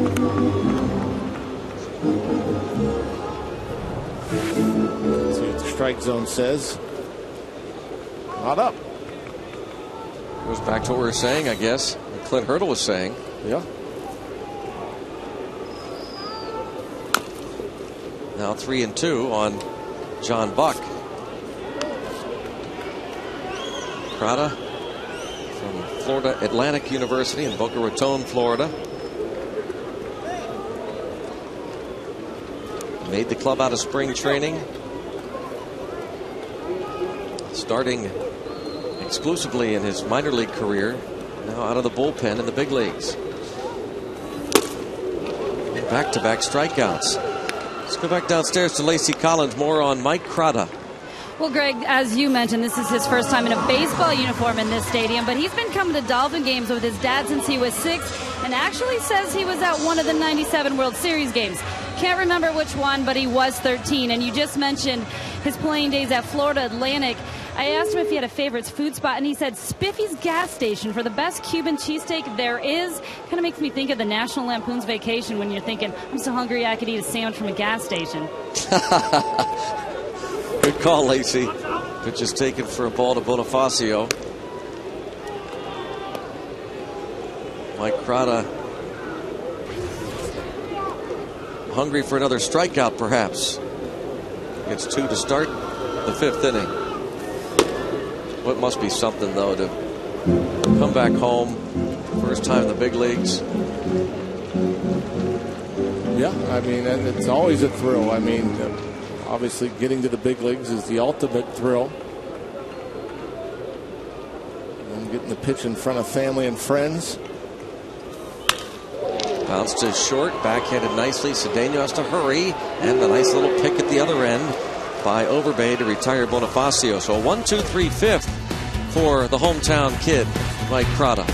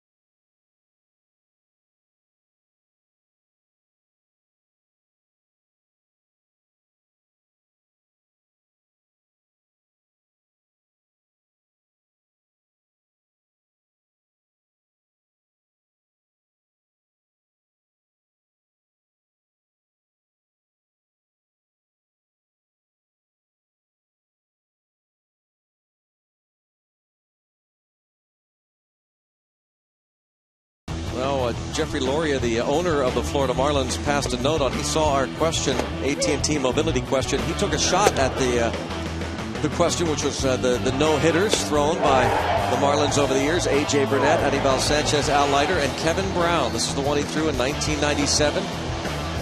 John Wehner's got to be in that pile somewhere. Right, Rock? Were you had to be. Yeah, I was in left just said you're playing left field, right? Yeah, so I ran in there somehow and got a hand in there, I guess. I don't know. The people in the dugout beat me to them. Thanks to Jeffrey Loria. Bob participating in the trivia contest.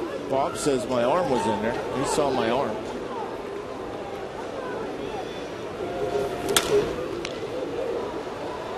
I know you remember Jeffrey Loria. There's yep. Bob talking. Bob always passes along notes throughout the game to us in the TV booth. And he said he saw Wehner's arm in that celebratory pile. Of all those people, how could he pick out my arm? Oh, he didn't. You don't think? No. Well, good bluff. He's a good bluffer.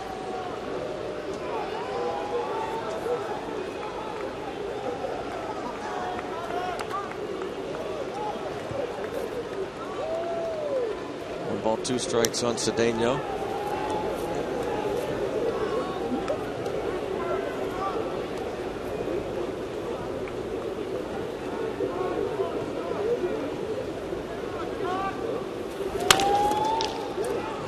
To Hanley Ramirez. 6-3 on the putout. Let's go back down to Lacey Collins, who's been walking around this stadium, and I think she's found a photo of John Wehner. Well, Greg, earlier today, Pete Thoma, our producer, asked me to try to look for Rock around the stadium, and it took me a little while, but I found him, a little bit younger version. I was told to look for the mustache, and I actually got swayed to another photo, but as you can see now, here he is standing in the proud white Marlins uniform. I think that's got to be the day that every baseball player lives for. Am I right, Rock? Yeah, that's a pretty neat time. That was during the World Series, I believe.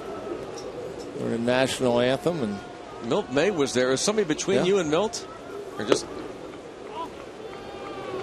couldn't tell? Perhaps Jim Eisenreich is number 8, and Milt May to his right.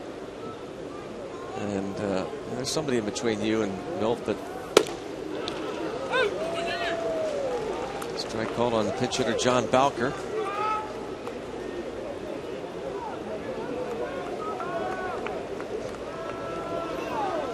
Bucko Cangelosi was in that line.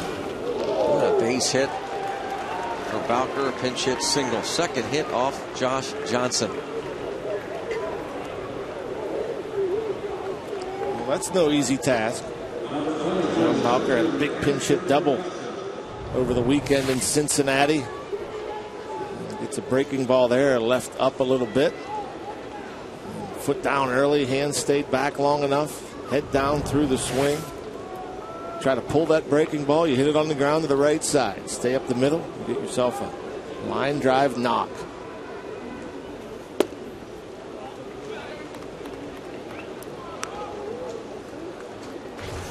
McCutchen caught looking his last time.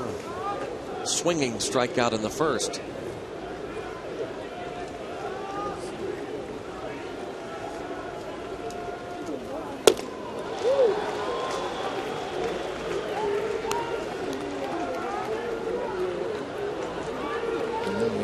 McCutchen just tough to hit.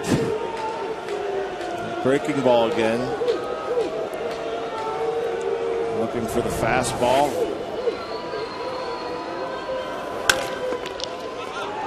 Picked up at third, and they turn a tough double play against Andrew McCutchen, but Bonifacio got it started quickly off to second and then to first for an inning-ending double play. Josh Johnson has the shutout going.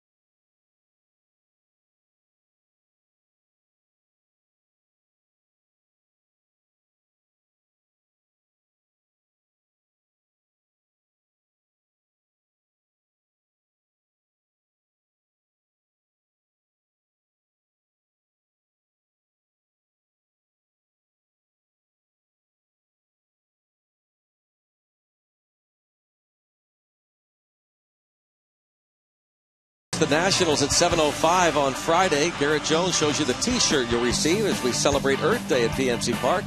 All fans get a reusable coffee sleeve and this Let's Go Bucks, Let's Go Green t-shirt courtesy of Waste Management.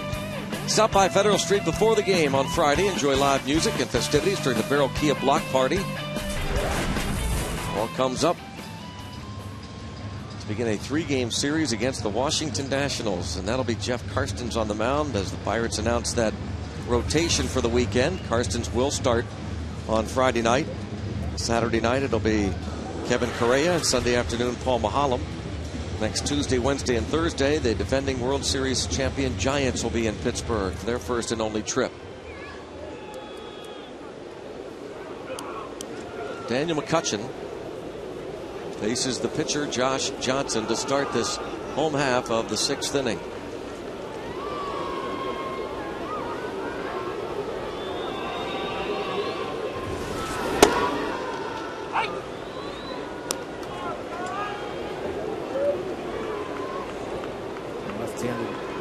Batting, right-handed throwing Johnson. Where's that elbow pad? I'm sure that everybody in the Marlin organization is thankful for. I mean, you wouldn't want to hurt that right elbow. Kind of stuff he has.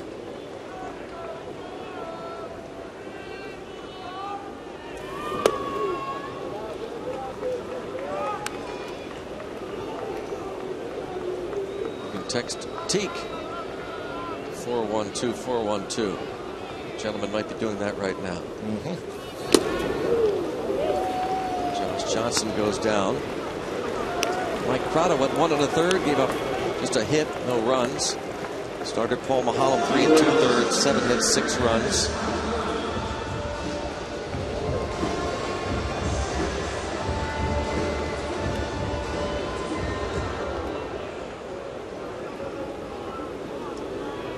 Chris Coughlin has struck out twice and walked. 25-year-old Palm Harbor, Florida native.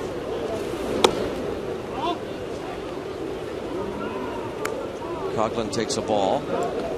Drafted as a third baseman, moved to second in the minor leagues, broke into the big leagues as a left fielder and won Rookie of the Year in 09. Now being asked to play center field. His season was cut short last year. A torn left meniscus limited him to 91 games, had surgery in August.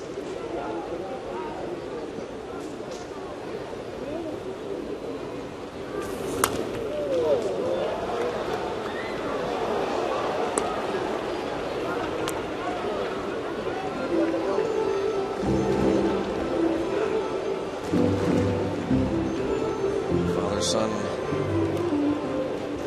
you're texting or it's amazing. To the game even? It's amazing what those phones do to you. Toward the gap in left center.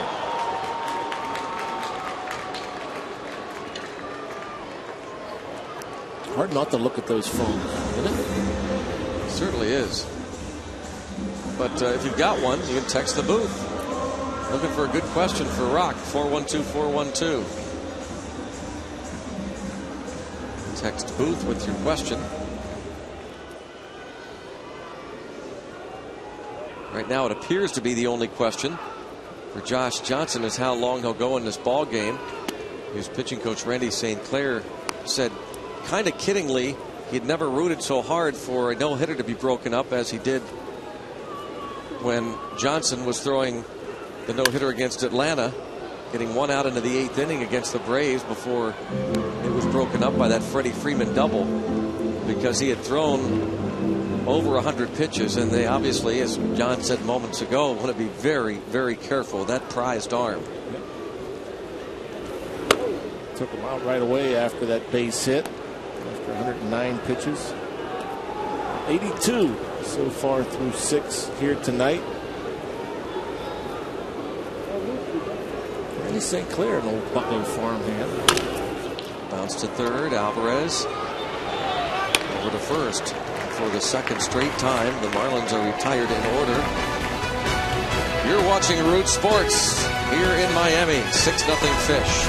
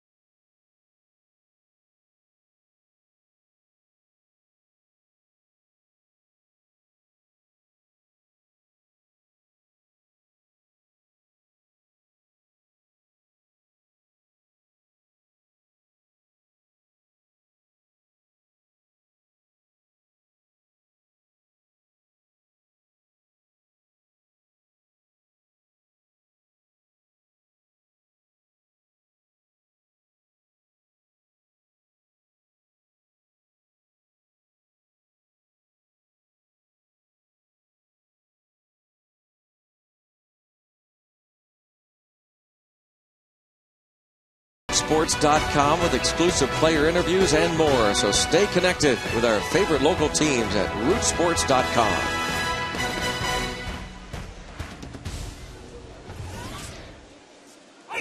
Tabata takes a strike. Fly to the warning track his first time, bounced to short in the 4th inning against Josh Johnson. Looking to start this season 3-0.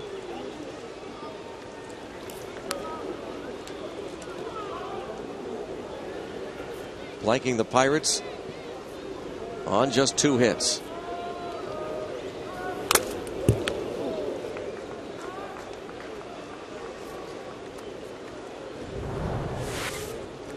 And goalie mask by the catcher, John Buck. So much louder, but I think they protect so much better. Tell you what, though, I think they're becoming a thing of the past. For a while, they were in vogue. Yeah. When they first came into play, but now I think we're seeing a lot of the vast majority of catchers in baseball going back to the old style. You rarely see those guys with the goalie mask that get shaken up after getting hit by them. It sounds louder. It might hurt more, but I'm sure they're much heavier, more bulky. Stays 2-2. The typical catcher's mask that Ryan Domit and most catchers wear. It's amazing how well they protect it for how light they are. I mean, you think they were like heavy metal, but no, those things are so light. Like the umpire wears there. Yeah, a lot of umpires were wearing those goalie style masks for a while too. That's right. Titchener's old school.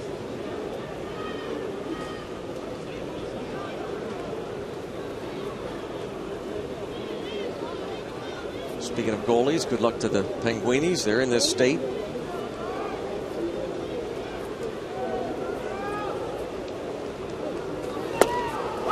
Strike 3. Josh Johnson, that's number 9. Boy, still a lot of gas in the tank. And still pretty good location, as you see in the strike zone. 96 miles per hour. Right on the corner at the knees.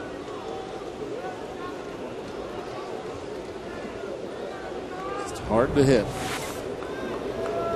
Lyle Overbay, one of his strikeout victims. Career high is 12. Done that twice. He's got 9 so far tonight. Pirates are the league leaders in strikeouts among batters. Coming into tonight having punched out 139 times. Padres next on that list, 131 punch-outs.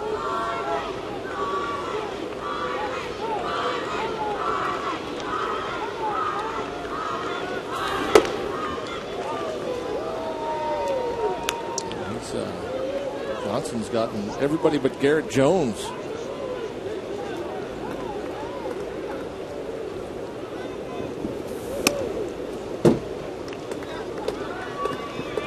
Two-one count, a 3-1 now. With 1 away, Josh Johnson is starting out this season looking like the guy that had that amazing stretch from May 8th through the end of June last year. Bounce to second. This will be routine.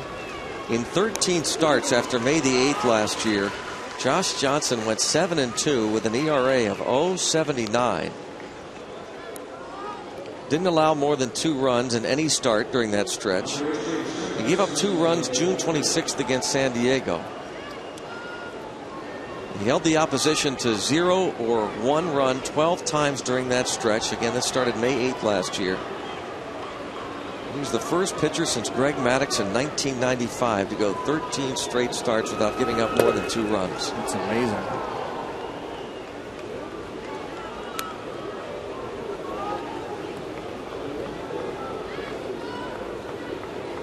Neil Walker.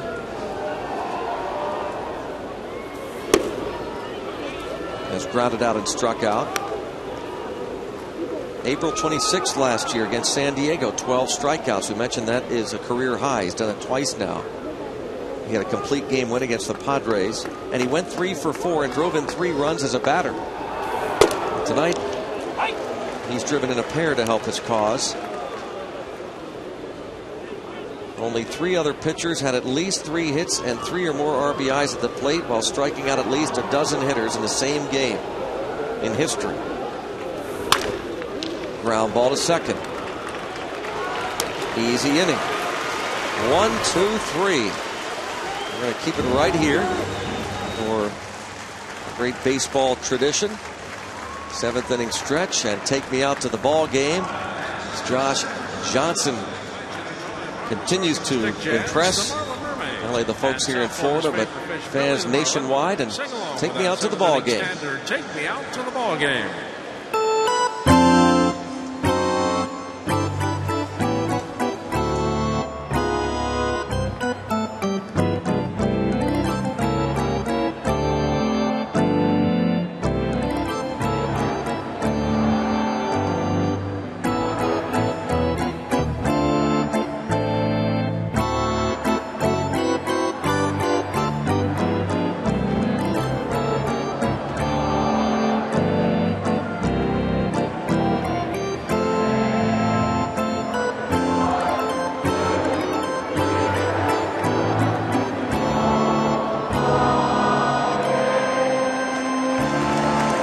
Good stuff. Billy the Marlin here in Miami.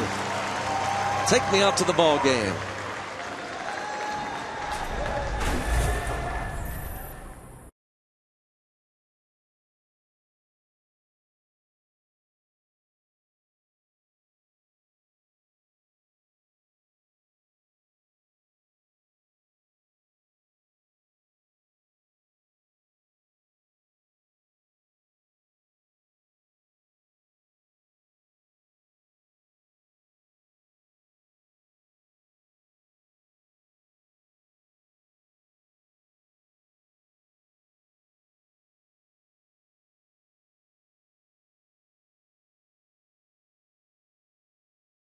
Sunday, Easter Sunday, kids build a bunny. Neil Walker shows you the youngsters 14 and under will receive a build a bunny on Sunday as the Pirates get ready to take on the Washington Nationals at 1:35. It's compliments of Highmark Blue Cross Blue Shield. Come early. Family Fun Zone on Federal Street before the game and stay afterward. Kids run the bases thanks to H.K. Anderson Pretzels. Kids 14 and under this Sunday get a build a bunny. Compliments of Highmark Blue Cross Blue Shield.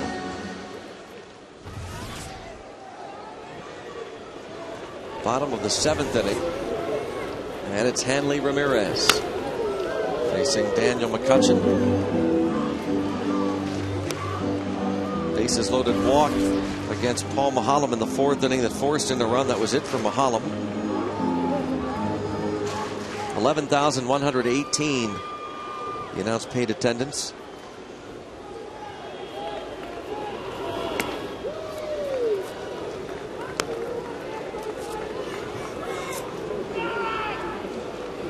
As we said earlier, they're really hopeful that a new ballpark will start to draw more fans here. They drew only 1.5 last year. Only Toronto, Oakland, and Cleveland drew fewer fans in baseball as Ramirez grounds out. So Crota and Daniel McCutchen have settled things down, but we're talking about a 6-0 lead for Josh Johnson. Pirates will have 2 more chances. We'll have to see how long Edwin Rodriguez goes with his prized pitcher. Somebody's up in the bullpen. That's a good sign. Maybe Johnson is going to be done after 7. I'm going to play on words there intentionally from John Wehner because that is Mike Dunn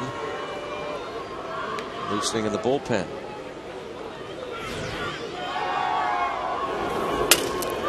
Broken bat, chopper. Walker the bare hand play and throws out Gabby Sanchez. Heck of a play, Neil. The only chance he had. A full swing from Gabby Sanchez. The ball travels about 80 feet in the air. So Neal had to quickly come over and snatch it up with that bare hand, a quick flip.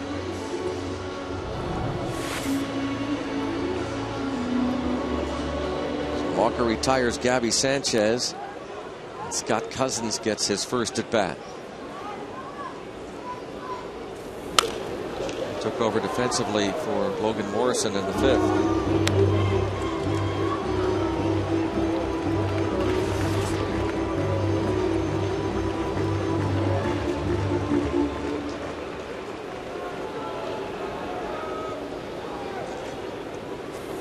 In case you're wondering, Josh Johnson has thrown tonight 98 pitches. And with that left-hander done loosening in the bullpen, and with Garrett Jones due up to lead off for the Pirates, a left-hand hitter, and then Domet and another lefty, Alvarez, sure is everything points toward Johnson being finished for the night, and it's just fine with the Pirates. Indeed, I thought it was important trying to take advantage of all you could against Johnson, and whether it be extending at bats or drawing a walk or doing what you could to get that pitch count up. It never really did happen. The bullpen didn't do Josh Johnson any favors last year. We'll see if that is going to happen, whether the bullpen will be called upon to try and protect a 6-0 lead, and see if the Pirates can't work against the lefty.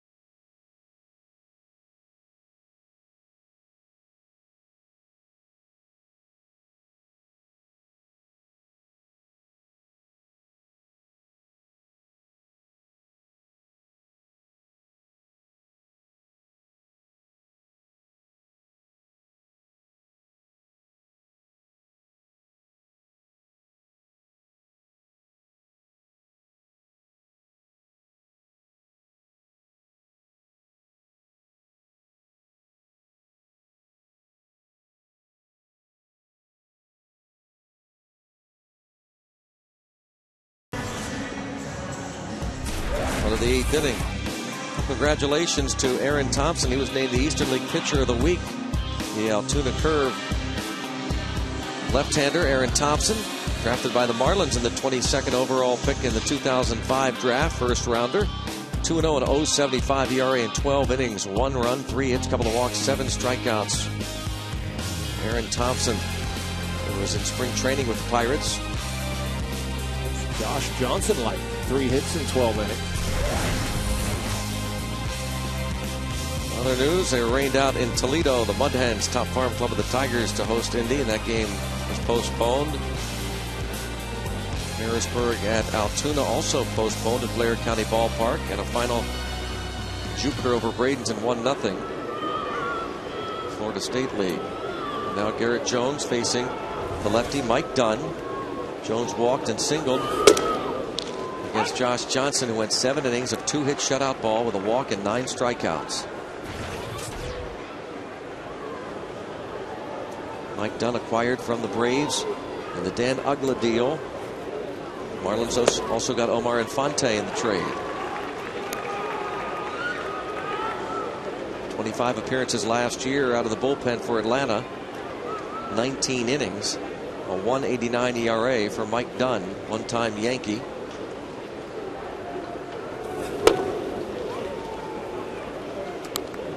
The bullpen's been pretty solid. ERA just 186. Batting average against just 183. Haven't blown any saves. Just one earned run allowed in the last 15 innings.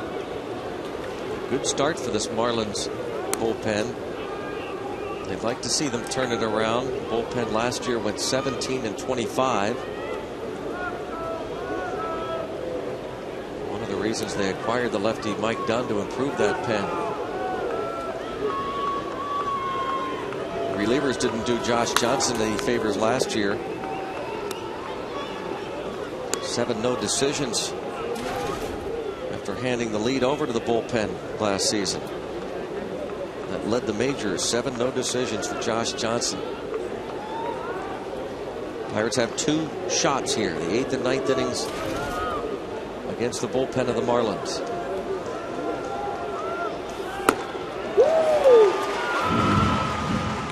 Well, Jones, wouldn't you know it, on base twice against Josh Johnson. One of only 3 men to reach. He was really good. Yeah, I mean, needed just breaking balls. That's after seeing 95, 96. So there was 95 just under the hands of McCutchen. But you know, it's just hard to pick up the speed, the spin, hard to lay off. You look at that package, you think, well, why didn't we make him throw strikes? So it's just not that easy. You know, as hard as he throws and as tight as his breaking stuff is, and how well he locates it, it's just hard to see. You got to gear it up at times. But certainly he's had good command, and the Pirates off balance.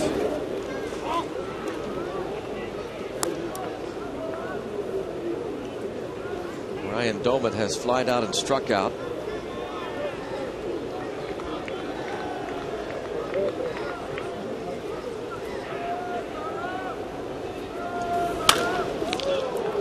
Fly ball to center. And now toward right center is Coughlin.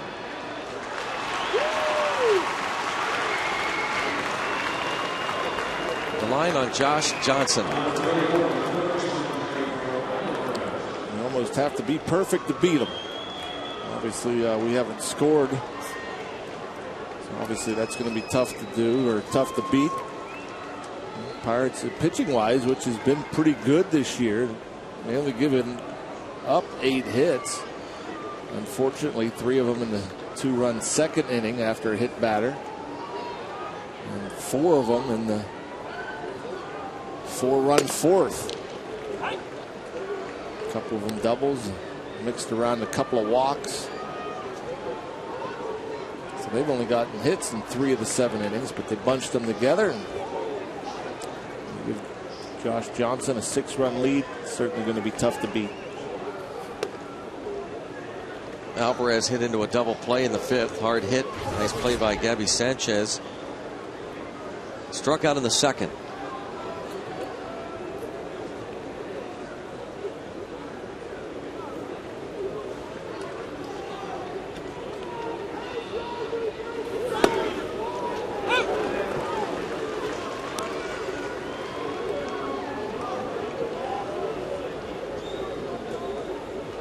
Tough luck for Pedro, struggling. Got the day off yesterday.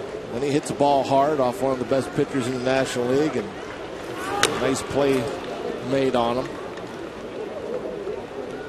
About 4 balls hit hard today. That was one, the 3-6-1 double play.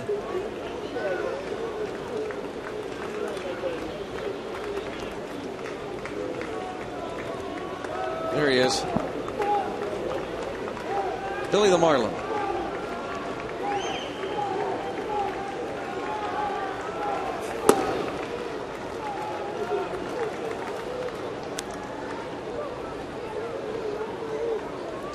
.3D.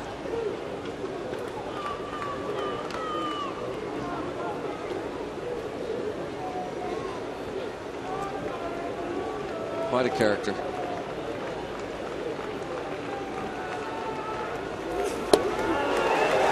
Alvarez down on strikes.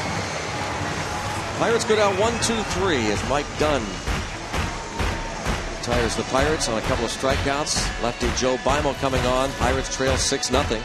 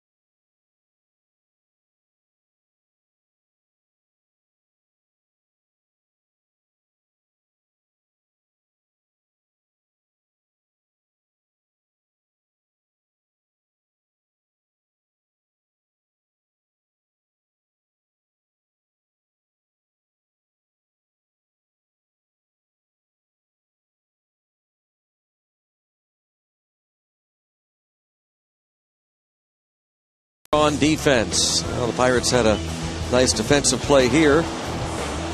Third inning, the pickoff. Logan Morrison was at first, and they throw out Hanley Ramirez on the caught stealing. The Home Depot. More saving, more doing. That's the power of the Home Depot.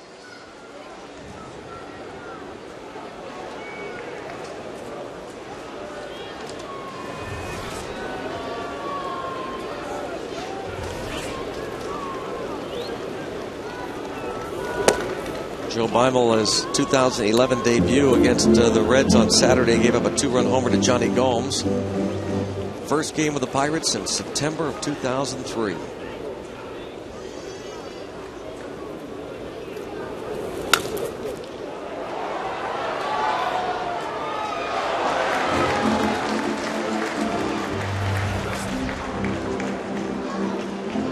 See Joe healthy. Happy birthday, by the way. 34 years old today, Joe Beimel.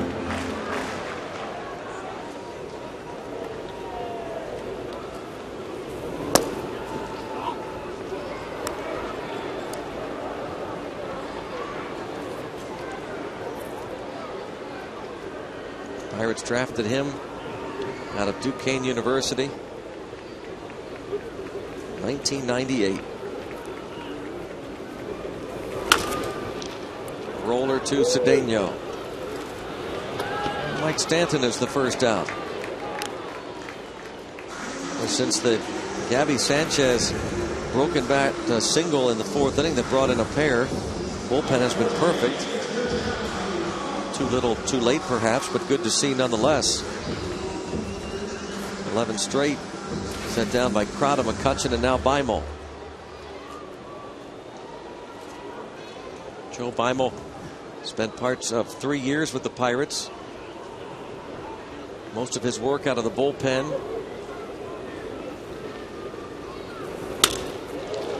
Fly ball to right, Garrett Jones.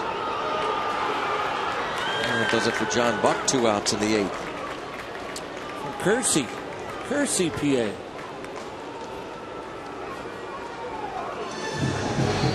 We have a question here, we believe, for John Wayner. Text the booth. Brock, have you ever been in a situation where you could break up a no-hitter? From Paul. Not late in the game. No, yeah, I don't. You know, maybe in the 6th or 7th inning. Believe it or not, I've never been on the wrong end of a no-hitter.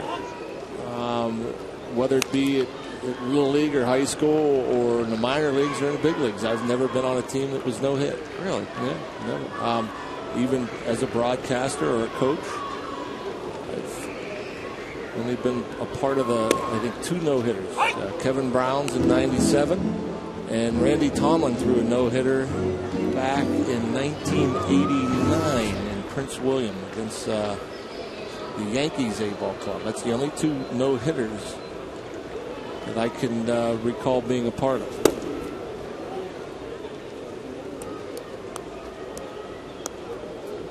I remember coming to the plate when there was no hits, maybe in the 5th or 6th inning. I don't remember if I did anything or not.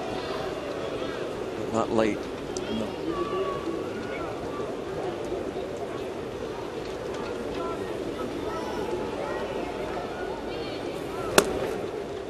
Who was it about 4 or 5, maybe 6 years ago that had a no-hitter going, and it was like a 1-0 game? And somebody in the, I want to say it might have been Schilling, if that's possible. And somebody tried to bunt on him, and it created such a controversy. Oh, that was the catcher. Line just over Alvarez into the left field corner. Schilling commented on it. It was a game in San Diego versus Arizona, I believe. So was it Randy Johnson that had the no-no going? You know what? Maybe it could have been Schilling. And it seems to me a catcher dropped down a bunt for San Diego.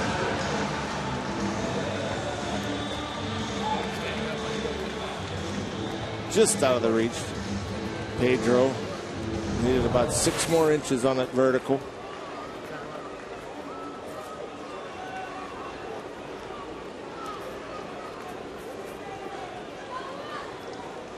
And that was back in 2001.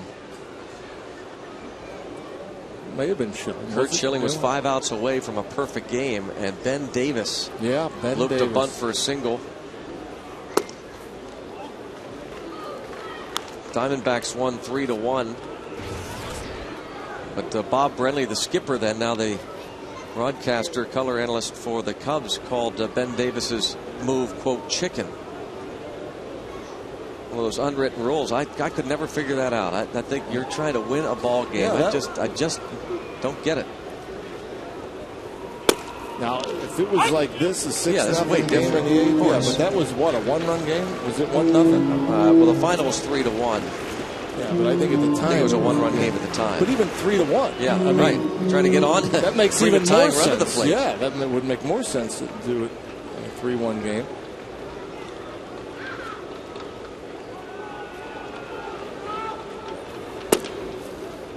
Ben Davis, remember, he was supposed to be the next superstar. Not exactly sure whatever happened to him.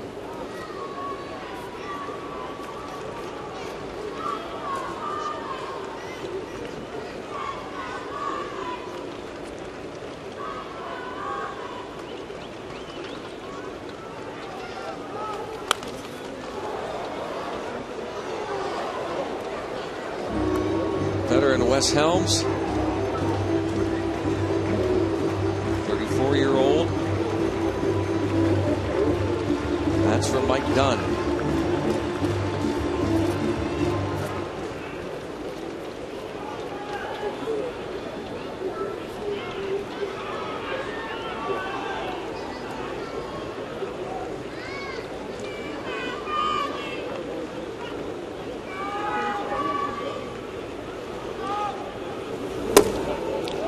And now it's a full count on Wes Helms. Bonifacio on at third. Bonifacio, who came into this game a career 182 hitter against Pirates pitching. 8 hits and 44 career at bats. And tonight he's 3 for 4. Go figure.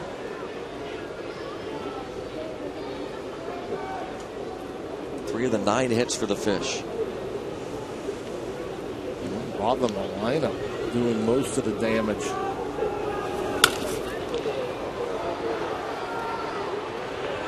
So far, the second inning 2-run single by Josh Johnson is all the Marlins have needed.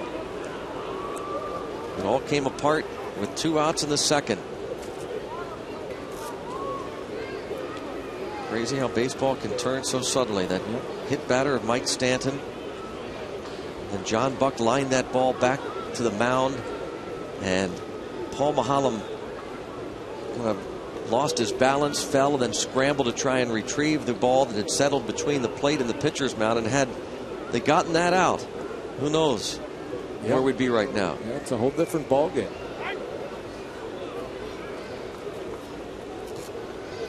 No question, because you could say, well, heck, they went on to score 6 runs. How could that one play make that much of a difference? But the momentum swung, and Mahalem just wasn't the same. Bonifacio followed with that ground ball single through the left side. And then the Johnson hit. Yes, he offered the strikeout. Lobaimo has a scoreless 8. It's on to the 9th. 6-0.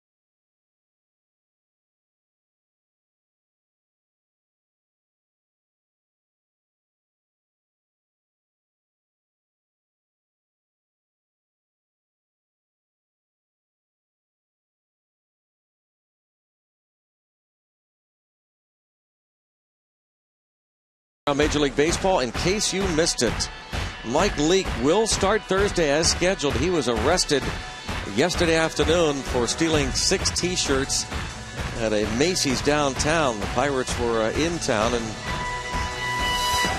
later last night went on to beat the Cincinnati Reds. Ryan Franklin has been removed as closer. No replacement has been named by the Cardinals. Victor Martinez placed on the DL by the Tigers, and Roy Oswalt will start as scheduled Thursday, despite leaving his last start with a strained back. Crazy stuff with Mike Leake, though, wasn't it? Indeed. Yeah. Jeez. Donnie Murphy is in there at third base now.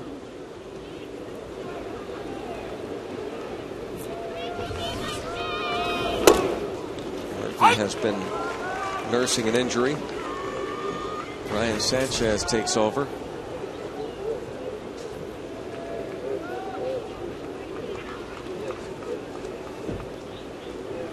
Logan Morrison left with a strained left arch.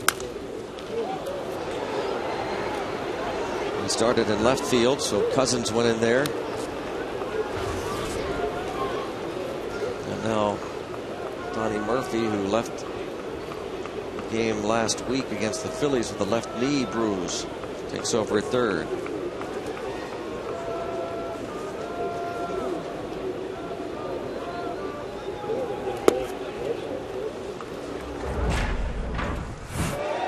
Back in the second inning, take a look at Logan Morrison.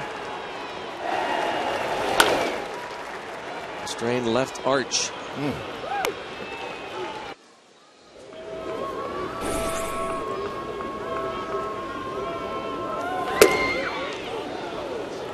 Sanchez has been pretty dominant out of the Marlins bullpen.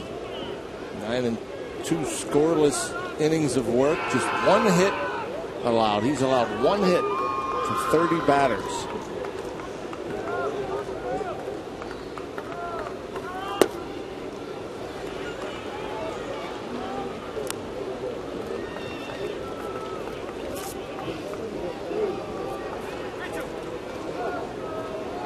Three and two.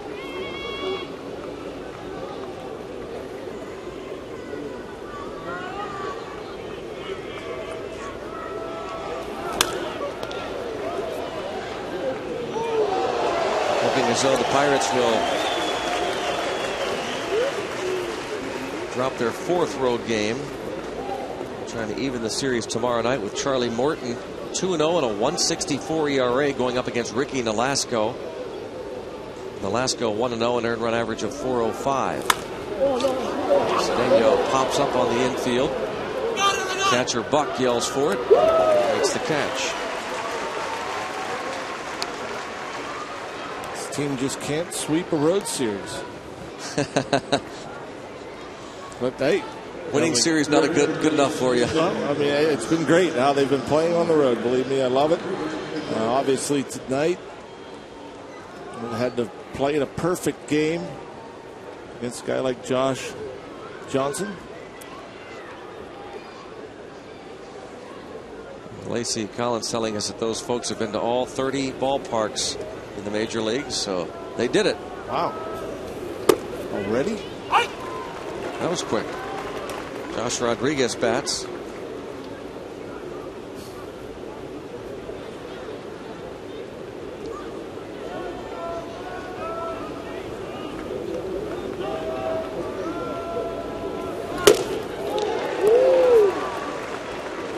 Hanging breaking ball to Josh.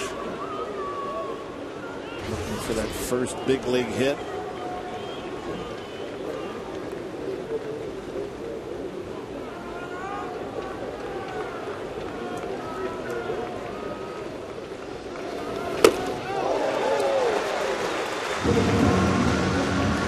Two outs, and Andrew McCutchen comes to the plate. And a reminder, coming up Saturday night at PNC Park, all fans will get an Andrew McCutchen action figurine courtesy of PNC Bank. Also an Eaton Park Scratch and Win Saturday. All fans get a scratch card good for prizes from Eaton Park. For tickets, go to Pirates.com. The action figurine given away Saturday night courtesy of PNC Bank. Pirates and Nationals. And Kevin Correa on the hill Saturday for Pittsburgh. Here is McCutchen 0 for 3.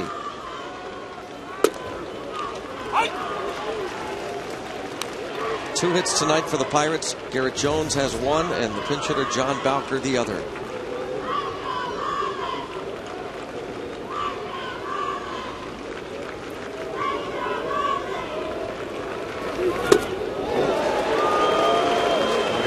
Changeup with a lot of movement leaves the Pirates one strike away. Wow, McCutchen really took off running in towards Andrew McCutchen.